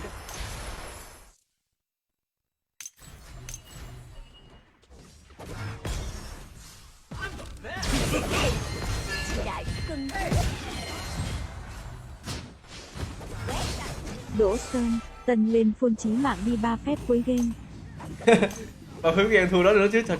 Trời. You have been defeated. Trời sao không chạy đi ra ngoài đi, còn đi vào đây nữa. Hai lên tay lỏ ơi. Không vào, trời ơi, còn vụ vào đây nữa. Làm người Phong đi. Lâm, Trần Bình lên 2x rồi đó. Gì vậy? Tụi mình giờ có 2x luôn vậy. Your tower has been ยิ่งใหญ่ destroyed. ก็ยิ่งท้าทาย Đáng mới đó bà Tân lò chỉ. Chơi game ơi là game ơi. Đồng địch không à, hello bên Nhật nha. ขอเช็คระยะหน่อย Linh Lê, đấm nhau không Tân. You have defeated Lên lên nha. an enemy has Mấy been ngày defeated. dám nhờn. Bà chân bên nhóc. Nè núp bên đó đó. ขอเช็คระยะหน่อย Nó chưa đi nữa. Your team has destroyed a tower. Trời đất ơi, trời đất ơi, trời ơi, trời ơi, trời ơi. สักหน่อย Người ta quá mệt Đại mỏi ca mấy Trần ngày. Bình, hay. Đại ca Trần Bình. Tân kỹ năng của ngày xưa đâu rồi? Về thôi. Tân kỹ năng của ngày xưa đâu rồi? หัวขาเข้าให้เอาคุณนะครับ You have defeated an enemy. Về. Ai nhờ, Người ai tóc nhờ. lo đi bà Tân. Ai nhờ. Nó bá tài nha. Cài top của Logitino nữa. ศึกนี้ข้าจะกวาดเงินรางวัลให้ Trời ơi, trời, chơi game kìa bà Tân kìa. Bà Tân mới làm quá nhiều điều rồi mà không win nữa, trời ơi. Trời đất ơi, trời ơi. Win cho bà Tân đi tìm lại chính mình nè. ลองชิมดิ Thiện Dương, hello bà Tân Vlog. Ultimate. An enemy has been defeated. Đó là Thiện Dương nha. Qua chuột rồi. รอที่จะอัดหน้าพวกเจ้าไม่ไหวแล้วลองชิมดิดู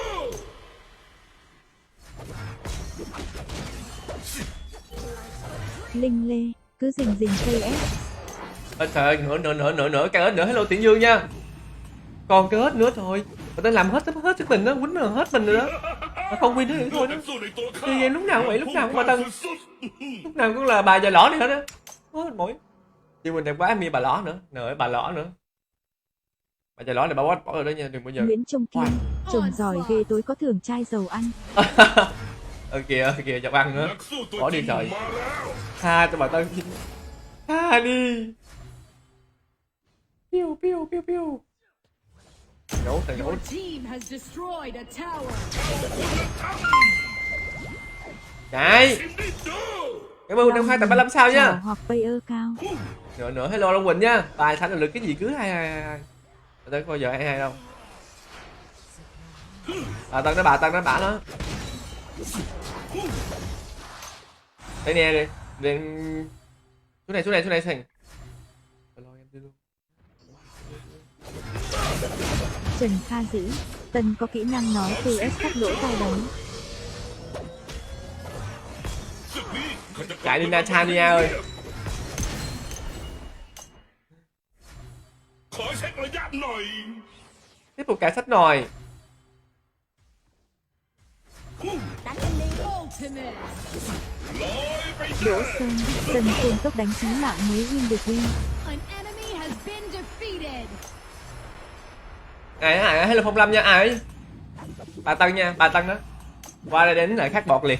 Bà Tân qua đây đánh cái lại khác bọt liền, bên kia nó vô em phá kìa bà Tân không à. Bà Tân quá mệt mỏi với mấy đó, nhiều khi bà Tân vô gặp đó bà Tân hay áp lực luôn á.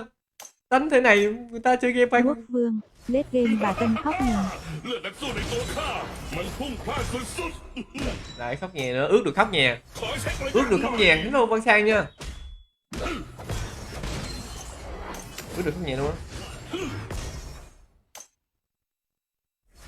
ขอเช็คระยะหน่อย Núp. Linh Linh, nhìn tật tật mà đánh gớm vậy Tân. Trời ơi, tật nữa, làm ơn đi, trời ơi, tật nữa. Thấy Tân sói ca áo đỏ chưa? Thấy bà già lỏ bả sao? Nữa, áo đỏ chiến đỏ bà già lỏ, thấy không? Để Tân thể hiện kỹ năng cho mọi người coi. ขอเช็คระยะหน่อย Tớp mọc gáp bà bầu là như thế nào? Chơi đi. Linh Ngọc Nhụ, theo lô bà Tân. Thế Ngọc Nghị nha. ขอเช็คระยะหน่อย Chơi đi. Yêu. À, dạ. Trời ơi. Để Tân. Nguyễn Lộc, khóc nãy giờ rồi. Shut down. Onslaught. Gì nữa Lộc, bài kỹ thuật nữa Lộc. Quy nhanh đi, Tân không có thời gian đâu. Destroyed a tower. Game này mà để lâu là nó lơi cái phép hết là xỉu đấy. Quy nhanh đi. Đấm một cái gì Trần máu. Gia Huy, áo đỏ chứng tỏ cà ve. Nữa lại cái này nó đấm một cái thằng chết luôn con cóc ơi. Your team has destroyed a tower. Quay đều một đấm.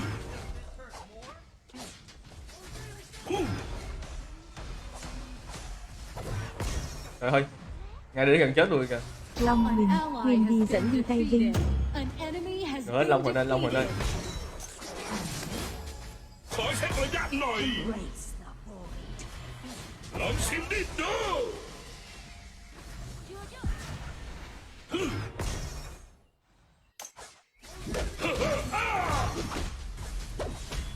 Tuần Nguyễn, nút Google ở phần cài đặt. เบาๆ Cho tên bạn. ก่อนสู้สัก Nước Google phòng cài đặt cho tên bạn. ขอเช็คระยะ Hồi đó lên tôi chơi rồi, tưởng cái xuyên giáp cái rồi đó. Cái này một đấm cho anh đi chạy luôn. Từ từ นั nha. กสู้ตัวจริงมาแล้ว Cái đồ thìn ma lao. ขอเช็คระยะหน่อย Đỗ Sơn, Tân múa floor ghê tí. An enemy has been defeated. ลองชิมดิดู Bloodbath. ลองชิมดิดู An enemy has been defeated. Tiếp. Làm sao vậy bắt? Cứ bắt bọn tao với chơi hạt vậy. Hương, rủ đi tay Vịnh chị ข cùng อ phát เช็ค tay ระยะ Tân ห đánh. น่อย Chứ còn sao nữa. Các con ta Tân thì biết là ai lỗi nha, lỗi Tân hết. Ok không? Anh em mới vào mỏ xẻo ở like cho lên ca like đi em ơi. Cảm ơn em nha. Mới vào mỏ xẻo ở like cho lên ca like đi. แผนเขานี่แหละคือท่าไม้ตายของข้า Chứ Tân thể hiện kỹ năng của top 1 gọi là bú win thôi. เลือดนักสู้ในตัว Phong ข้า Lâm, มัน đầu พุ่ hàng งพ đi. ลาดสุด Làm sao mà thua được vào đầu hàng nữa. Tân ước được thua game này. Rồi đi. An ally has been defeated.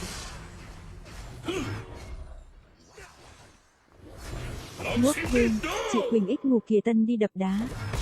ศึกนี้ Đâu, chị Quỳnh hiểu chưa? รางวัลให้เรียบ Là bằng tỏi nha, cảm ơn cốc tặng 75 sao nha. Chen. Chị Quỳnh đi ngủ à? Bao người. Chị Quỳnh ngủ ngon nha, chị Quỳnh ngủ ngon nha. Khỏi xét lại giáp nồi. Phong Lâm, tổ được ước thấy nhé Tân. Nó không làm nha. Been defeated. Ultimate. An ally has been defeated. Cầu được ước thấy. Bà xã Quỳnh ngủ ngon nha, bà xã Ba Be ngủ ngon nha. Để Tân là anh đang gọi là gánh tem xíu rồi ngủ sao, ok không? Để Tân là thể hiện kỹ năng coi, để lên sách. Khỏi xét Vinh lại tốc giáp độ, nồi. Google dây phê cân. Nhờn về. ยกนี้ข้าขอแล้วนะรอที่จะอัดหน้าพวกเจ้าไม่ไหวแล้ว Bà Tân đó. Bà Sơn bà với nhóc. Ủa bà già lỏ. Ghê không? Đấm mấy ngày rồi. Phong Cú lắm sấm sét. ghê trời. Bà Tân dùng cú lắm sấm sét là mấy này xin biểu bị cuộn ngay. Tại vì nè biết hồi chiến leo canh nó săn bà Tân nó quýnh. ขอเช็คระ Nó ยะ săn หน่ vô อย phá không mà cay với đáy. Bà Tân nhiều khi muốn cài tớp nhưng mà không được á. Bởi lắm. ลองชิมดิดู Từ từ. Vũ Ngọc Tú, oai. Đây một tú nha. Tân kỹ năng đâu rồi, hãy trở lại đi. Destroyed a tower. An ally has been defeated. ขอเช็คระยะหน่อย Tân kỹ năng của Tân đâu? Rồi đấm cái người đi luôn. ขอเช็คระยะหน่อย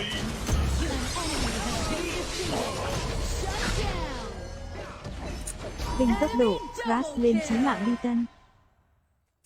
Trời ơi, bà Tân không ngờ là bắn đạn thần quang luôn á.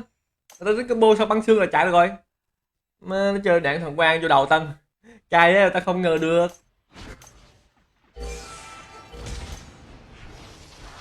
Tại mình là bà Tân đấm chết được thằng cấu với lại là tung ulti tức biến một trụ thể hiện xíu nữa. Phong Trời Lâm, đất ơi. thua rồi. Thua rồi đại ca sân bên. Hello khai chỉ là đi đập đá không Tân có em với Quỳnh thành lõ nữa thành lõ. Thằng chi thành đó quýnh bút bẩn thế thì thằng Vương nó rủ thành đó đập đá thằng chi quýnh đúng non luôn. Quýnh nó báo non. สังเวียนยิ่งใหญ่ก็ยิ่งท้าทาย Bây giờ ta bắt được thằng Lavi nè, thằng Lavi, thằng Lily với thằng gấu ơi, À mấy bò, thằng kia là áo trộm ở đâu đấy bà Tân? áo mà ta mua 10.000 đây. Ủa áo ra đơ tặng Tân á. Rồi Yuka nằm xuống bạn, không có nhiều bạn. Anh Yuka anh nằm xuống đi anh Yuka ơi. วิ่งเบาๆวอร์มร่างกายก่อนสู้สักหน่อย Chạy. Vinh tốc độ, Ras lên chí mạng đi Tân. Gác lên chí mạng đi Tân. Anh chắc không?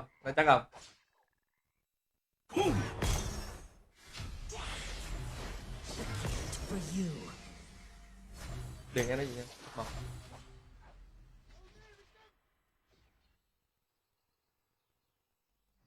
Nước riêng, bà Tân vắt bẩn à? An enemy has been defeated. ลองชิมดิดู Double kill. Chơi Mina luôn. Nhẹ tay thôi nha. Đâu rồi? Lại đây nào. Your team has destroyed Đoàn a Quốc thắng, tower. team bạn sợ Tân đóng 3 cái choi luôn. Your tower has Vì been sao nên anh thắng rồi? destroyed. Em nói mỗi phiên này rồi anh thắng rồi. พวกเจ้าไม่ไหวแล้ว An enemy has been defeated. An enemy has been defeated. Giờ win tới rồi. Thằng gấu nhảy lính nè. ลองชิมดิดู Ấy nhớ cái lộn. An ally has been defeated. Giờ win tới Lần đầu rồi. xem like em Flo và team rồi. Bán hết đồ thể hiện kỹ năng. Là người anh em quý bà tao không thương nha.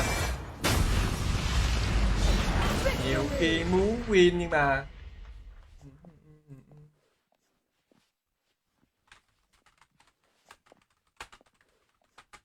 Trần Kha Dĩ, Tân Bú Uyên. bà sân bên nhóc. Hello ông Cốc nha. Kéo với cùng hiện với bà Tân. Bà Tân đến đứng cao rồi ông Cốc ơi. การ Bà Tân đến đứng cao rồi đánh hơi ghê nên không cảm nhận cũng chắc lắm. Bà già lõ này cũng gớm lắm. 9316 33 tỷ đam. Văn Tuấn, đò củ lẳng không bà Tân. Cù lắng gì nữa? Áo đỏ chứng tỏ yêu TB. Trời anh Phạm ơi. Em bó mỗi luôn anh Phạm. Anh về anh bắn Phạm lấy cho anh Phạm 10 lốc sữa Vinamilk đi. Ngầu với anh chứ sao nữa bạn Hê chắc lắm. Đây là loại cục tím con rát này. Đây là con rap bà bầu.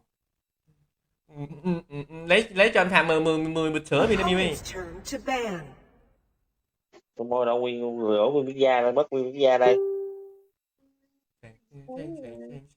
Duy Nghiệp, bận quá. Duy Nghiệm thì nói Duy Nghiệm để làm game Elsu đừng cấm nha. Để Tân làm game Elsu cho tình cảm đi.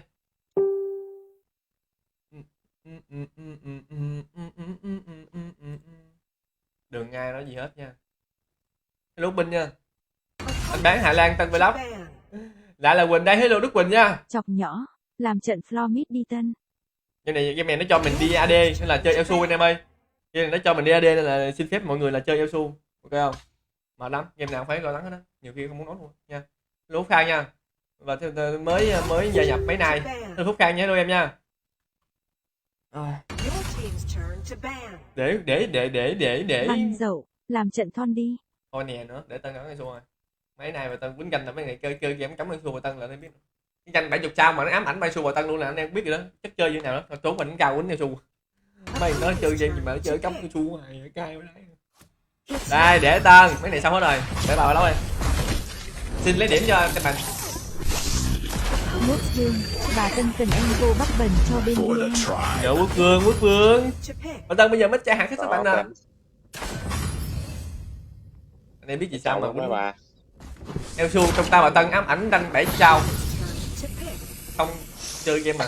Bà Tân phải lén đi đường á mà sẵn sàng xong rồi mở livestream á thì mới chơi được á. Còn mà mở livestream lên quýnh là cấm game nào cũng cấm. Sắp xem Tân làm pha mù mắt. Nữa Hoàng Pha. Bà Tân chuẩn bị rửa mắt cho anh Hoàng gia đây. Đại ca Hoàng gia người chơi 2k10 chắc chơi người chơi. Cái lúc chiều của mẹ bên shop tính nhận nhà phải kia xíu nữa chết mẹ luôn rồi. Lùi quá miệng không đi vô. Cục rằng cái tên bên kia người này có thật không phải mọi người không nha, cộng nhỏ nha. Vừa nguyên ngày chơi có đâu mà lười không lười. Quốc Vương, đợi em với Tân chơi xong đống đá Tân Bắt giao. ngủ đi sớm. Rồi sức khỏe nha đây.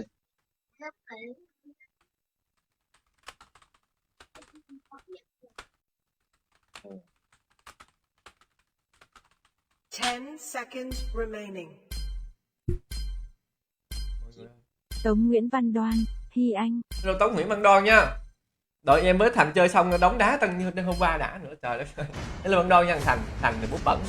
Hello đại ca Thực Bình nha, hello Trung Kiên nha. Để bà già lỏ này đi. Để bà già lỏ bà gánh tem đi anh em cứ việc bú win thôi. Ok chưa? Ok con cái đen không? Ok không? Hello Trung Kiên nha, để bà già lỏ này bà gánh tem đi nè em cứ là bú win đi. Vừa hỏi giá ạc xong cái hai nước thầy muốn đi cà phê đi Tân ơi. Muốn tiền gà nhắn tin luôn. Ôi. Gì vậy? Ông anh thương á, anh mua nick á là anh phải liên hệ thằng chủ á, anh đừng comment. Anh nếu mà anh comment vô cái đó là cái thằng pha ke sẽ kiếm anh nó nhắn tin à. Nó chơi vậy á. Hôm anh Tướng là đợt em ở chung với anh Tướng Nhà Gà á là có người mà lừa cái chị kia tới 15 triệu luôn á. Mua ạc xong là pha ke Facebook anh Tướng Nhà Gà là lừa tới 15 triệu luôn á. Để luôn. Pha ke ở đây là streamer gì ạ? Tân Vlog, Tân HT bên nhóc. Hello nhỏ Sonic nha. Bà Vlog, bà lỏ, bà già lỏ, người ta thường gọi là bà già lỏ. À Tân Vlog. Để Tân. Gào. Phúc Khang, hello bà Tân nha. Hello Phúc Khang nha. Ở đây bên kia chuẩn bị khóc nhẹ này. Ở đây bên kia không. Ơ gì mà hút kìa. Cái bịp.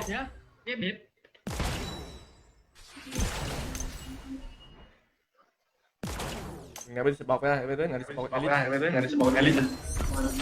Không, cái game nãy xuống đèn, cái game nãy xuống đèn một cái nào. Thấy trong quán tôm ra vậy.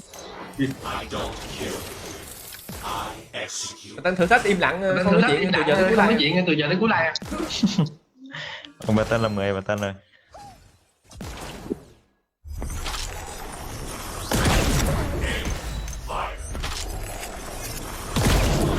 Nguyễn Hoàng gia, mù mắt rồi em bảo rồi. Nè, tìm người ta 300 thằng nè, tao coi. Yếu hết. Bắn hụt được con viên rồi đó ai á? Ai đây bắn uống rồi. Tôi biết nghe rồi. Ông nội ông còn lướt lên nữa ông ghi đâu ơi.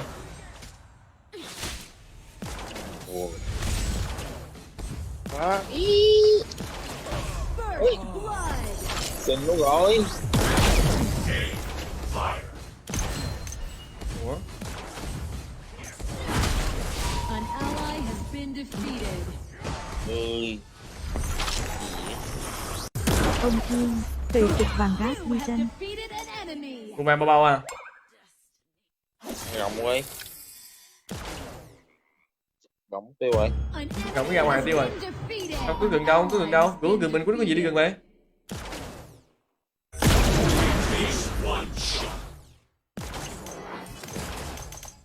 Phùng Minh Thuận, Huy Anh. Hello Bình Thuận nha. Hai mình đang giọng là ghi đu, hai mình đang giọng luôn.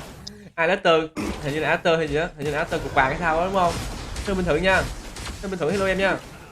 Cái này tính cà game nhưng mà cái này Bình Thuận bữa coi nó có cắm đang xu không, nhưng game nào cũng cắm thôi. Ơ, Trời ơi, nó cướp rồi. Sao lo nói chuyện không bắn ông nội. quên. Ai chấp đi, chấp tụi bạn cầm đi. Ok không?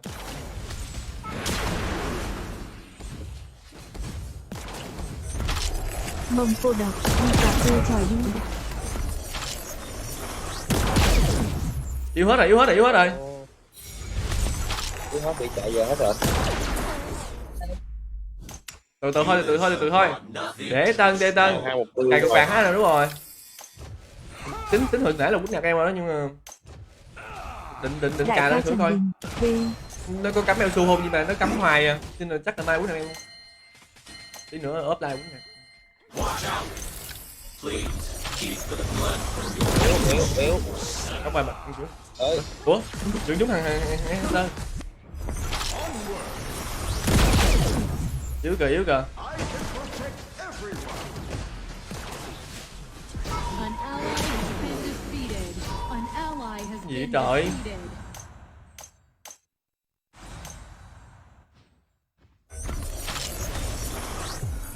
Khó chịu quá.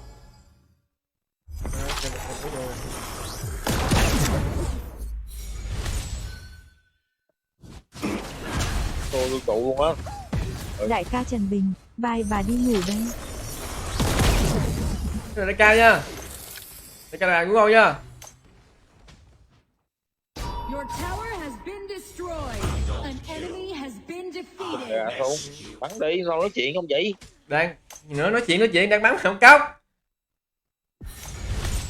Đang bắn một ải xỉa đây nè. Ui đâm, bà Tân bà trùm bú win. Nữa lại mới win nữa. Đang gánh tem đấy. Đang nói người gần mình bút bẩn quá. Trời ơi. Nam ơi đi. Về. Hello tiệp gái nhắc gái nha. Tiệp nhát gái. Hello đại ca. Hello tiệp nhắc gái nha. Để tân. Nó mất tiêu cái trụ quỷ này, ngủ hai người mà nó nép mà nó nép ở thằng mid với thằng cưng nó ở ngủ ở trên đó luôn mà không thấy ai lên. Xong rồi lỗi tân. Lên chơi nè, sợ cái gì vậy trời. Trời ơi, gần mình Alice ngược chạy người luôn. Gần luôn. Ultimate. Your tower has been destroyed. Thằng bác ở dưới rồi. Nó luôn đi, nó chưa lên đâu. Đến kịp đâu. Ủa không trưởng biết. Anh Tân chào em đi. Rồi mất cái trụ hai luôn. Ủa thằng ấy nó còn đây nè. Ui mà không chết ta. Bắn trong Alice mà không chết kìa, trời lên lực nha. Làm tí kêu. Rồi chết quá. Đây rồi. Enemy. Nhờ mấy bà già lỏ này. Hello Tiên nha. Dám nhờ mấy bà già lỏ à. Để tân cho hạt cho, để tân gánh anh em nè. Nó quýnh nó chắc lắm, nữa còn ăn quá nhỏ nữa. Anh hai con nó không cóc đây. Văn dậu, hay kia. Đâu phải gì mà tân tích bội xua đâu anh em, nó chắc lắm, cái này nó gớm lắm.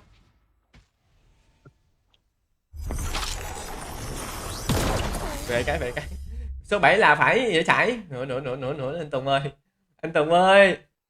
Cái này dám nhờ với bà Tân. Chứ còn ai nữa. Nguyễn Đang Lê đây. Trọng Nghĩa, An Vinh. Đổi tên rồi, mới đổi tên rồi. Mà Tân mới đổi tên thành Tân Vlog rồi. Trời ơi. 84 là một. Vậy bữa Tân đổi tên là 84 là một Tân Vlog. Chồng của Tân Vlog nữa ai á? Chồng của Tân HT. Trời đất ơi. Còn Pokora. Tôn Nguyễn, bà Tân lại bắt bẩn rồi. Mày ghét trong bụi nè, Rồi. Cái gì vậy? Tức đó. Sao mà Tân đến được mà biết cô đi gắt là đến phòng. Tức đó. Trời ơi, nó ghi một cái như máu này vậy. Báo nữa rồi chân. Tao biết không qua tường. Ngồi sát tường. Hãy ngồi không sát tường nên tao biết không qua tường. Mình chết rồi. Kìa thấy không? Không quay. Tao còn máu đầu gam nào. Tuyên, bà Tân quay tay ngày 5 lần à hay sao? Rồi tao ngày mình tiên còn quay tay rồi nữa. Ép nó đi, nó hết yếu máu rồi đó. Ở trên rồi kìa.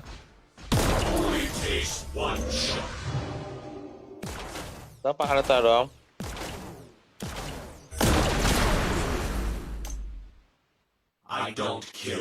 Sen. TV lò. Nè, tôi miếng lọ. Thật.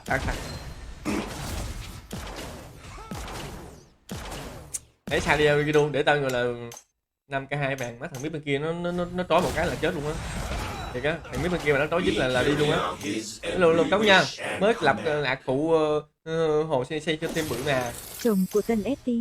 Không chào tối ra đường ngủ nha anh yêu. Mới cập nhật lập phụ hồ xây cho thêm bự. Toàn thánh hài không? Toàn chân hài không?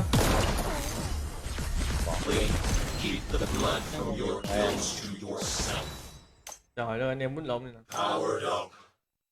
Lực lắm lên. Ranking anh dạo này lại đánh toàn MVP thua. Thua 13 trận liên tục. Trời ơi, canh tin anh cho này lại ơi.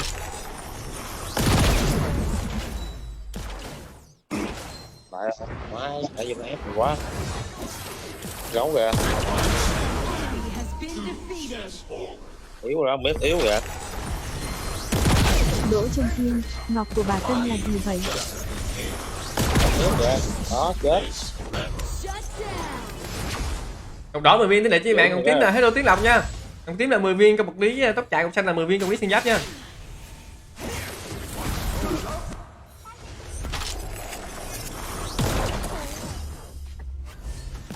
Hu, anh Ngô lật kèo cho bà Tân Vlog. Video ông trưởng trúng thằng nào bà Tân bắn thì chết luôn. Đúng rồi. Hết bắn rồi cho tường. Trời ơi.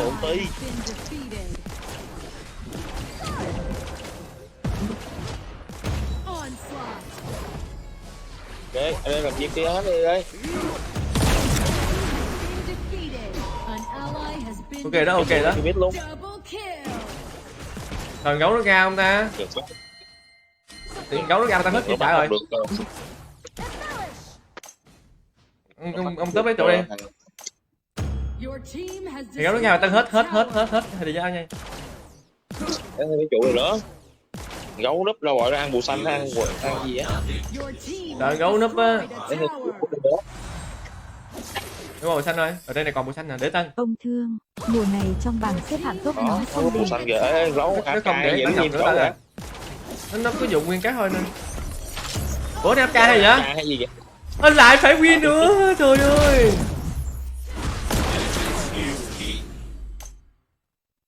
Này, phải win.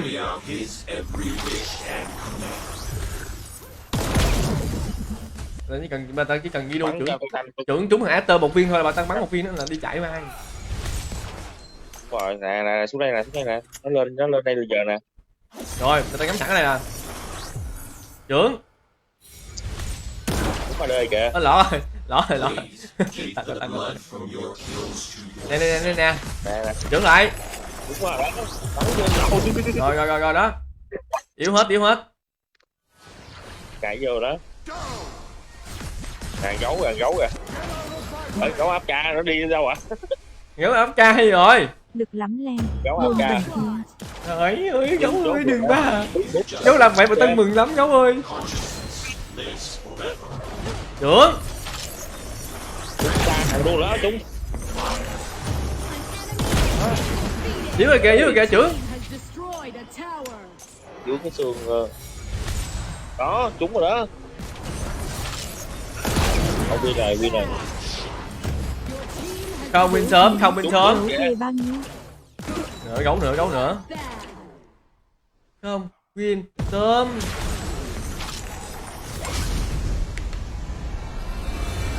Này. Bà này lỏ anh em mới vào mỗi xẻo like qua theo dõi kênh nha anh em ơi. Cảm ơn anh em nha. Đánh hơi ghê bà Tân ơi. Bà này lỏ ơi. Bà Tân good job.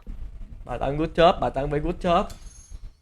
Mấy này bà Tân quên làm clip để đăng TikTok nữa. Mấy này bà chăm bỏ kênh TikTok. Cái này bà Tân bận cày thuê nhiều quá. 5-0. Lỗi Tân hết. Tào Phớ, chào tao chưa ông cóc. Hello Tào Phớ nha. Đấy là đi chào một thủ nhất mấy thằng tên thua cái AFK. Nó chơi game mở AFK nhưng mà không sao, vẫn win thôi. Top 12 Việt Nam. Trên.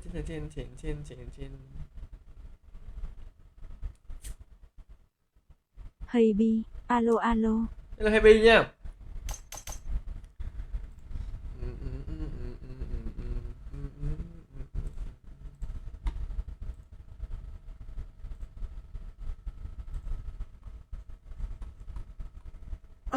Opponent's turn to ban.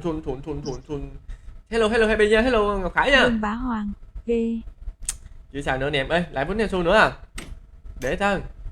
Đừng cắm Nesu nha mấy ông nóc ơi. Your team's turn Cắm to Nesu là tên ban. mình coi như là mất đi một gọi là người chơi đắc lực rồi đó. Đăng like à. Ồ. Game nó dễ lắm, tự. Game này quá dễ để tôi biết nữa. Đến tôi đen đi Tân nữa, tôi đen nữa, tôi chọn lên AD rồi, bắt cái đi AD rồi. Thế này có được cục vàng không? Em đang gán được cục vàng anh Huỳnh Đăng ơi, chắc là không được á, tháng sau được á, tháng sau có cục vàng. It's your turn to ban. Cấm Omen. Opponent's turn to ban. Ule. Your team's turn to ban. Lực lắm len. Cầm Elsu cho game khó. Your team's turn. Elsu bà Tân là game dễ mà nữa. Lên Su cho đi. Lên Elsu cho bà Tân quay lóc đi. Bà Tân đang tập bắn rồi là trang leo lên top 1 Elsu lên đây. The spirits of my ancestors guide me. Bà Ông thân. Thương, Tân có hỏi thăm ông ẹt khi nào livestream. Bà Tân không biết nữa ông Trương ơi. Bà Tân có hỏi thăm thì chỉ nói là thầy đang bệnh, đang điều trị thôi à, chứ không có biết chừng nào hết nữa hay sao nữa. To pick. Bà Tân cũng không hỏi được. Tại vì người nhà bà Tân thì người nhà của thầy ta không quen. Bà Tân chỉ hỏi được người thân, người anh em thôi à. Mà người anh em thì chắc không rành nữa, người Tân không biết. Giờ thầy sao nữa. Lê Ngọc Khải, lâu ngày mới đánh cộng 371 điển luôn. Đúng rồi, lâu quá không đánh là đánh nó cộng nhiều lắm anh em. Bà Tân cầm tướng tủ Elsu thì anh em biết nữa, độ chất chơi bà Tân quay lõ lại nữa như nào, bà già lõ. Opponent's turn to pick. Bà già lõ, cầm Elsu. Nó vẫn là một cái gì đó nó quá ghê.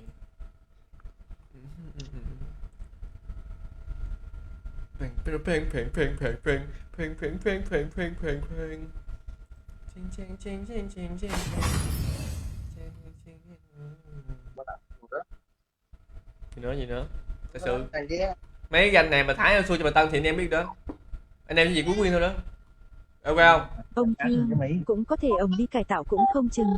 Bà Tân cũng không biết nữa ông Thương, bây giờ nói bà Tân cũng không biết được nữa, bà Tân ở xa thầy phải đá. Ơi con giết hút bùa á, giết hút bùa không, giết không được quên nữa, hết không? Liên hệ miền mua thuốc hồi sinh Kỳ Tân nữa. Hello Mỹ Hồng nha, ông già. Mỹ Hồng, ông già. Ông già.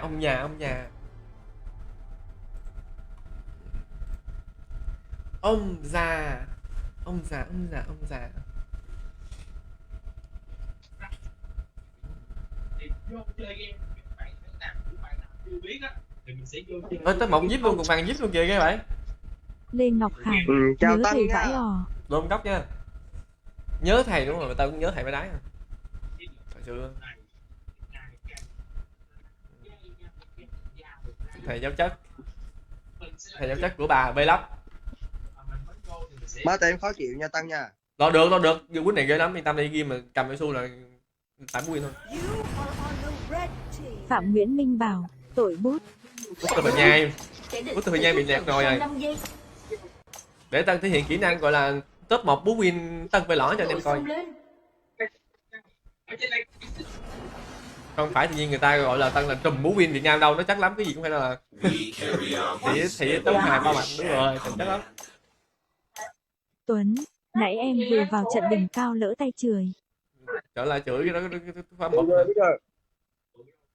Bây giờ. Lúc nào cũng vậy, lúc nào tên người ta kìa, trời ơi trời.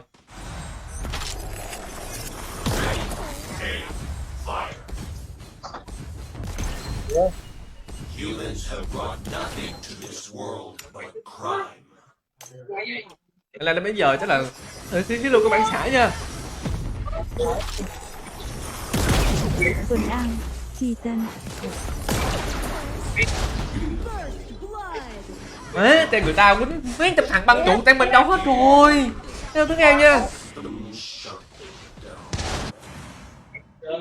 Trời ơi, nghi xuyên tóc biến không qua tường nữa. An enemy has been defeated. Không sao, để bà Tân lên tới đây.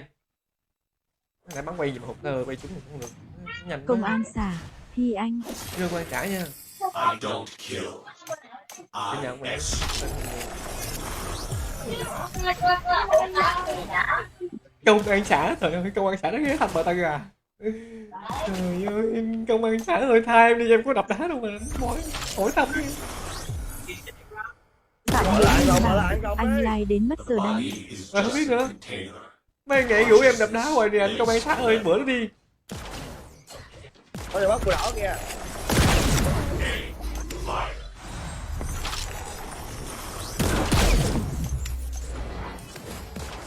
Trời đất ơi. Đủ thiệt nha. Quốc Việt. Tân nháo à Tân. Nữa còn ngáo nữa. An Thấy công an enemy xã has thăm been không? defeated. Giao đấy An này. ally has been defeated. Carry out his every wish and command. Ây da. Ủa sao ấy? Lâm Ngọc Tú. Bà Tân là đá thủ số 1 đó. Thằng nào dũng em đập đá kêu anh. Mấy người bắt hết nó đi anh ơi, nó kêu em thấy không? Quá xấu đó kìa.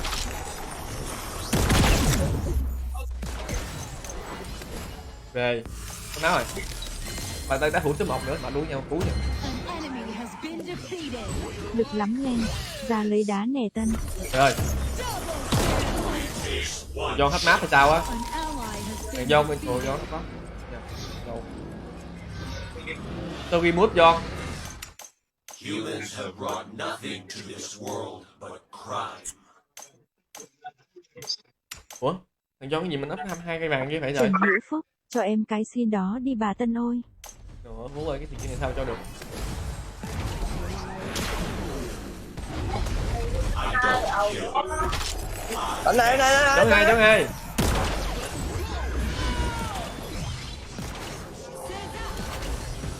An enemy has been defeated. Hãy tụ luôn Tân. Ông Thương. Ok. Giờ trước kia chứ đập là chuyện bình thường. An enemy has been Nữa defeated. còn nữa anh thương ơi, lấy trụ nè. Tem mình chỉ quýnh phút thứ 4 rồi đó, mà lắm.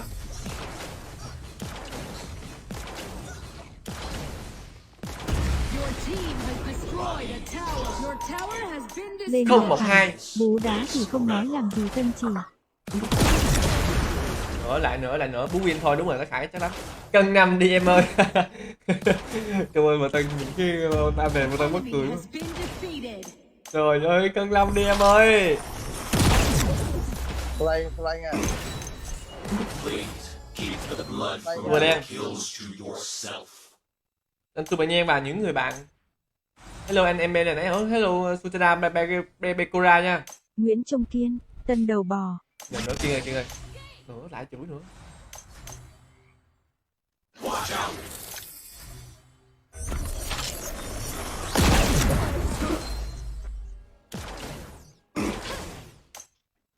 Có khi nào người đâu đó nhìn về quá khứ Hồ Tanh, của đá tờ VN tiền phí em.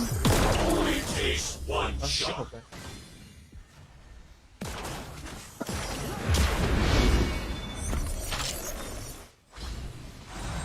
Đi nghe lên gì rồi.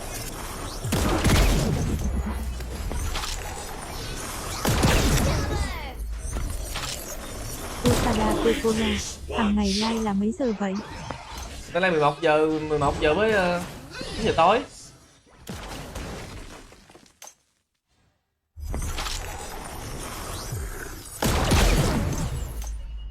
Bụp bụp bụp bụp bụp bụp bụp.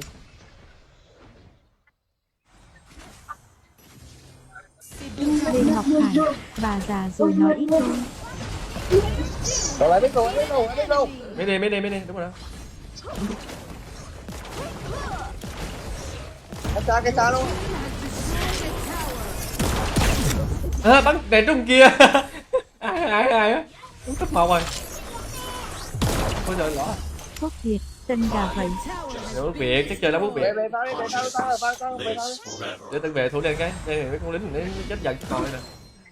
Nó thú Việt nha, tại dài rồi khỏi nói ít nói. Powered up. An Còn ally gió quá vậy. has been defeated.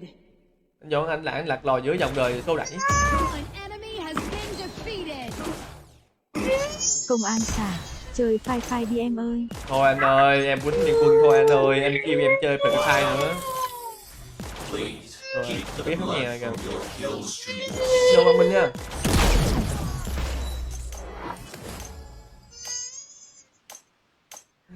Game này hơi khó ép.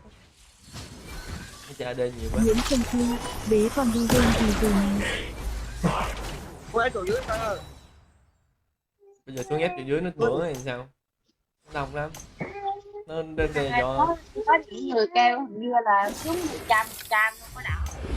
Ôi trời ơi. Đó. Như là nó giống 100 luôn. Lực lắm nhanh, phai phai là dành cho trẻ em nha. Đó đi em kìa, mày coi mấy giờ mày. Tôi bước thân nha. Né chia bà Tân kìa. Trời ơi, tiêu che nó không nổi. I execute. Rồi đánh nè, tôi hút đánh nè. Lê Đờ Tiến, xin Quỳnh. Biết chữ.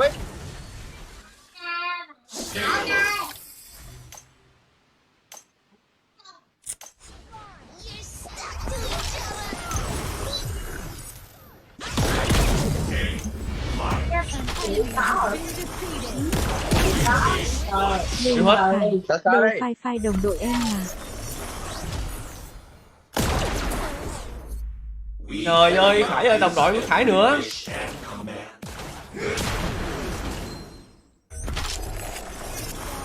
Người ghi mà khá yếu.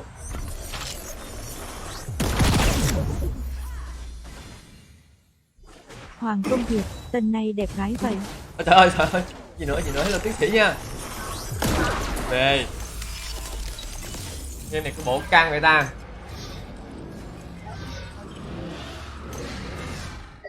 The body is just a container. Anh nào cái xa mẹ đâu. Consciousness lives Rồi. forever. Vậy mày không chết giết kìa hơn ấy. Quốc Việt, Free Fire đồng đội ghê nhóc mà. Không biết rồi nhé, không biết gì.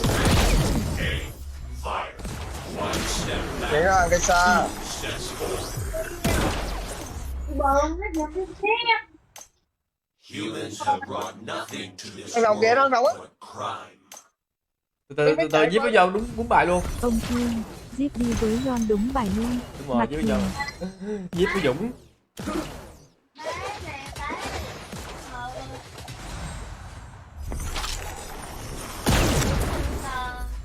An enemy has been defeated. Có dán ở đây nữa không? Onslaught. Chạy vào đây. Huyền Xì Tũn, Thể hiện cho tem bạn biết nào bà Tân. Mặt. I don't kill. An ally has been defeated. An enemy has been defeated. Your tower has been destroyed. Ok. Tắt ra đi em đi ngủ. Tắt ra đi em, anh đi ngủ cái. Phúc khí, delay tiếng game Tân. Để tao. Đấy à. Rồi biết chắc lắm, phải lo. Đúng lắm. Top 1 tao phải đắp.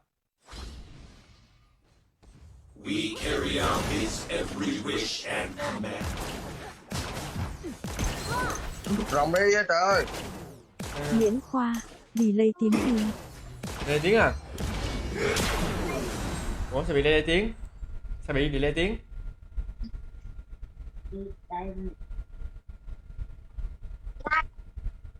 Please keep the blood from your kills to yourself. Rồi mấy ông nhói, làm ơn đi mấy ông nhói nha. Vũ Ngọc Tú, cầm nhìn.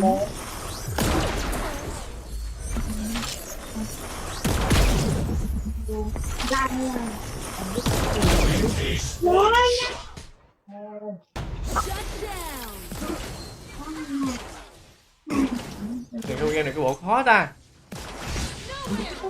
Mà tròn quá, tại có nhiều tròn. Ok rồi Tân. Mấy tao nó đứng vòng vòng không? An ally has been defeated. Kết được một mạng. Body is just a container. Consciousness lives forever. Ê, nhói mắt này mấy cái đó về cái. Mắt không được, đắt mắt không vậy hả? Nó lên gỡ hết rồi ông nội. Công an xà đẹp trai. Mà cái thế đánh không có nhiều. Bây giờ lên gỡ mắt thì nó cũng vậy à, nó cũng gỡ hết à. I don't kill. Rồi tôi đây nè. Defeated an Hay á. enemy. Ôi, bắn phải đấy hơi ghê á trời. Khánh Hoàn, bà Tân chào nhanh không cắt tay bây giờ. Lại ấy đừng để Má ăn phải này cái bắn xa. ảo đi. Ấy đừng để ăn cái xa đi.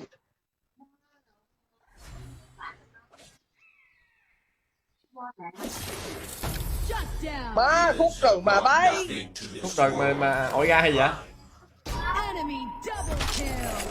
An ally has been defeated. An ally has been Công an defeated. xà, Your lỗi. tower has been destroyed. Đấy trời kìa. Your tower has Quay been kìa. destroyed.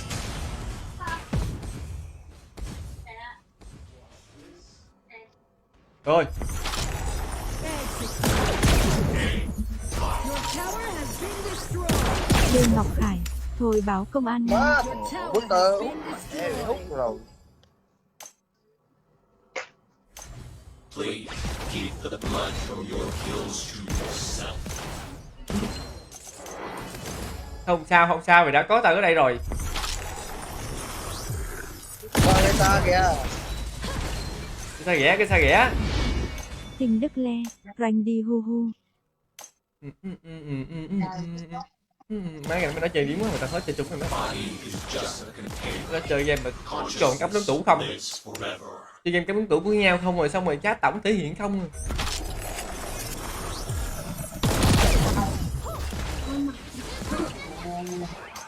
Quốc Việt, Giờ hello cho mọi cô bắt người, tổng đây, mình cô là bắt Tân tổng Trưởng. luôn, cô bắt tổng luôn. I don't kill. Ở đây phía sau. I execute.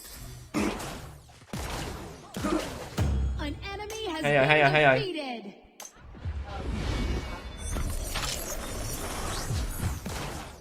An ally Từ từ đánh từ từ đừng cao quá. Lê Ngọc Khải, anh công an xà bắt Tân ngáo đá Bê. với em.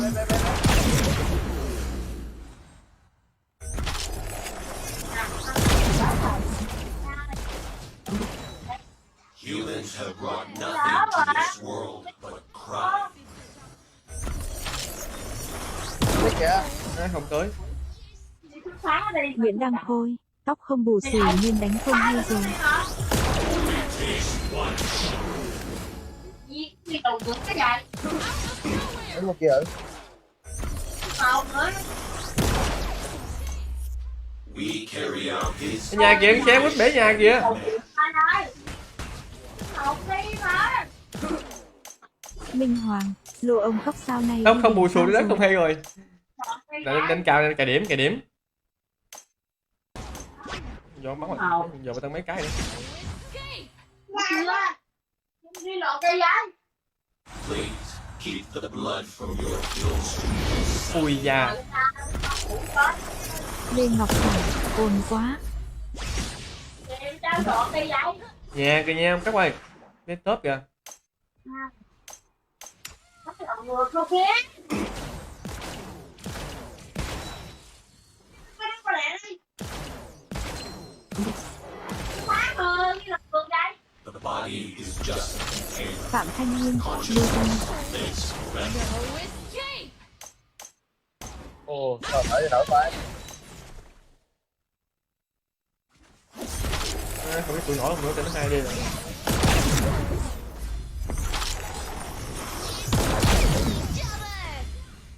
Cô coi. Lê Ngọc Khải, chị Google chào em cái. Chị chào em. An ally has been defeated. Ôi. Má tên này tên lỏ à. Stay alert. Your tower has been destroyed. An enemy defeated. Công an xài. Bắn cái Ngồi tao. dưới em ơi. Enemy ultimate. Triple kill. Shut down. Làm sao mà đỡ được. Enemy double kill. Má tem ối rồi, tên này tem ối rồi. Trời ơi, cái gì mà thua kìa. Má tem mình đang đi nó đè. Khánh Hoàn, tóm lại bà Tân có chào hay cắt tay đây? Giờ Khánh Hoàng nha. À cái nổi này. Chơi game 25 phần tỷ đam. Nó game mình không có thế đánh.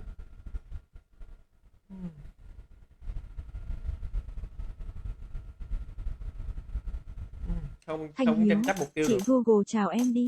Chào em, chúc em bút xem. bẩn quá. Sen. Trầm cảm. Bắn muốn gãy cái súng luôn.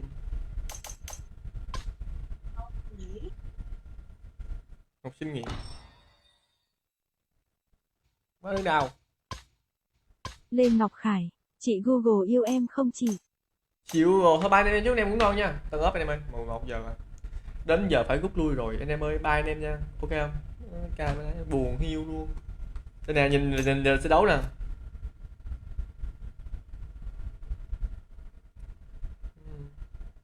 Trời ơi.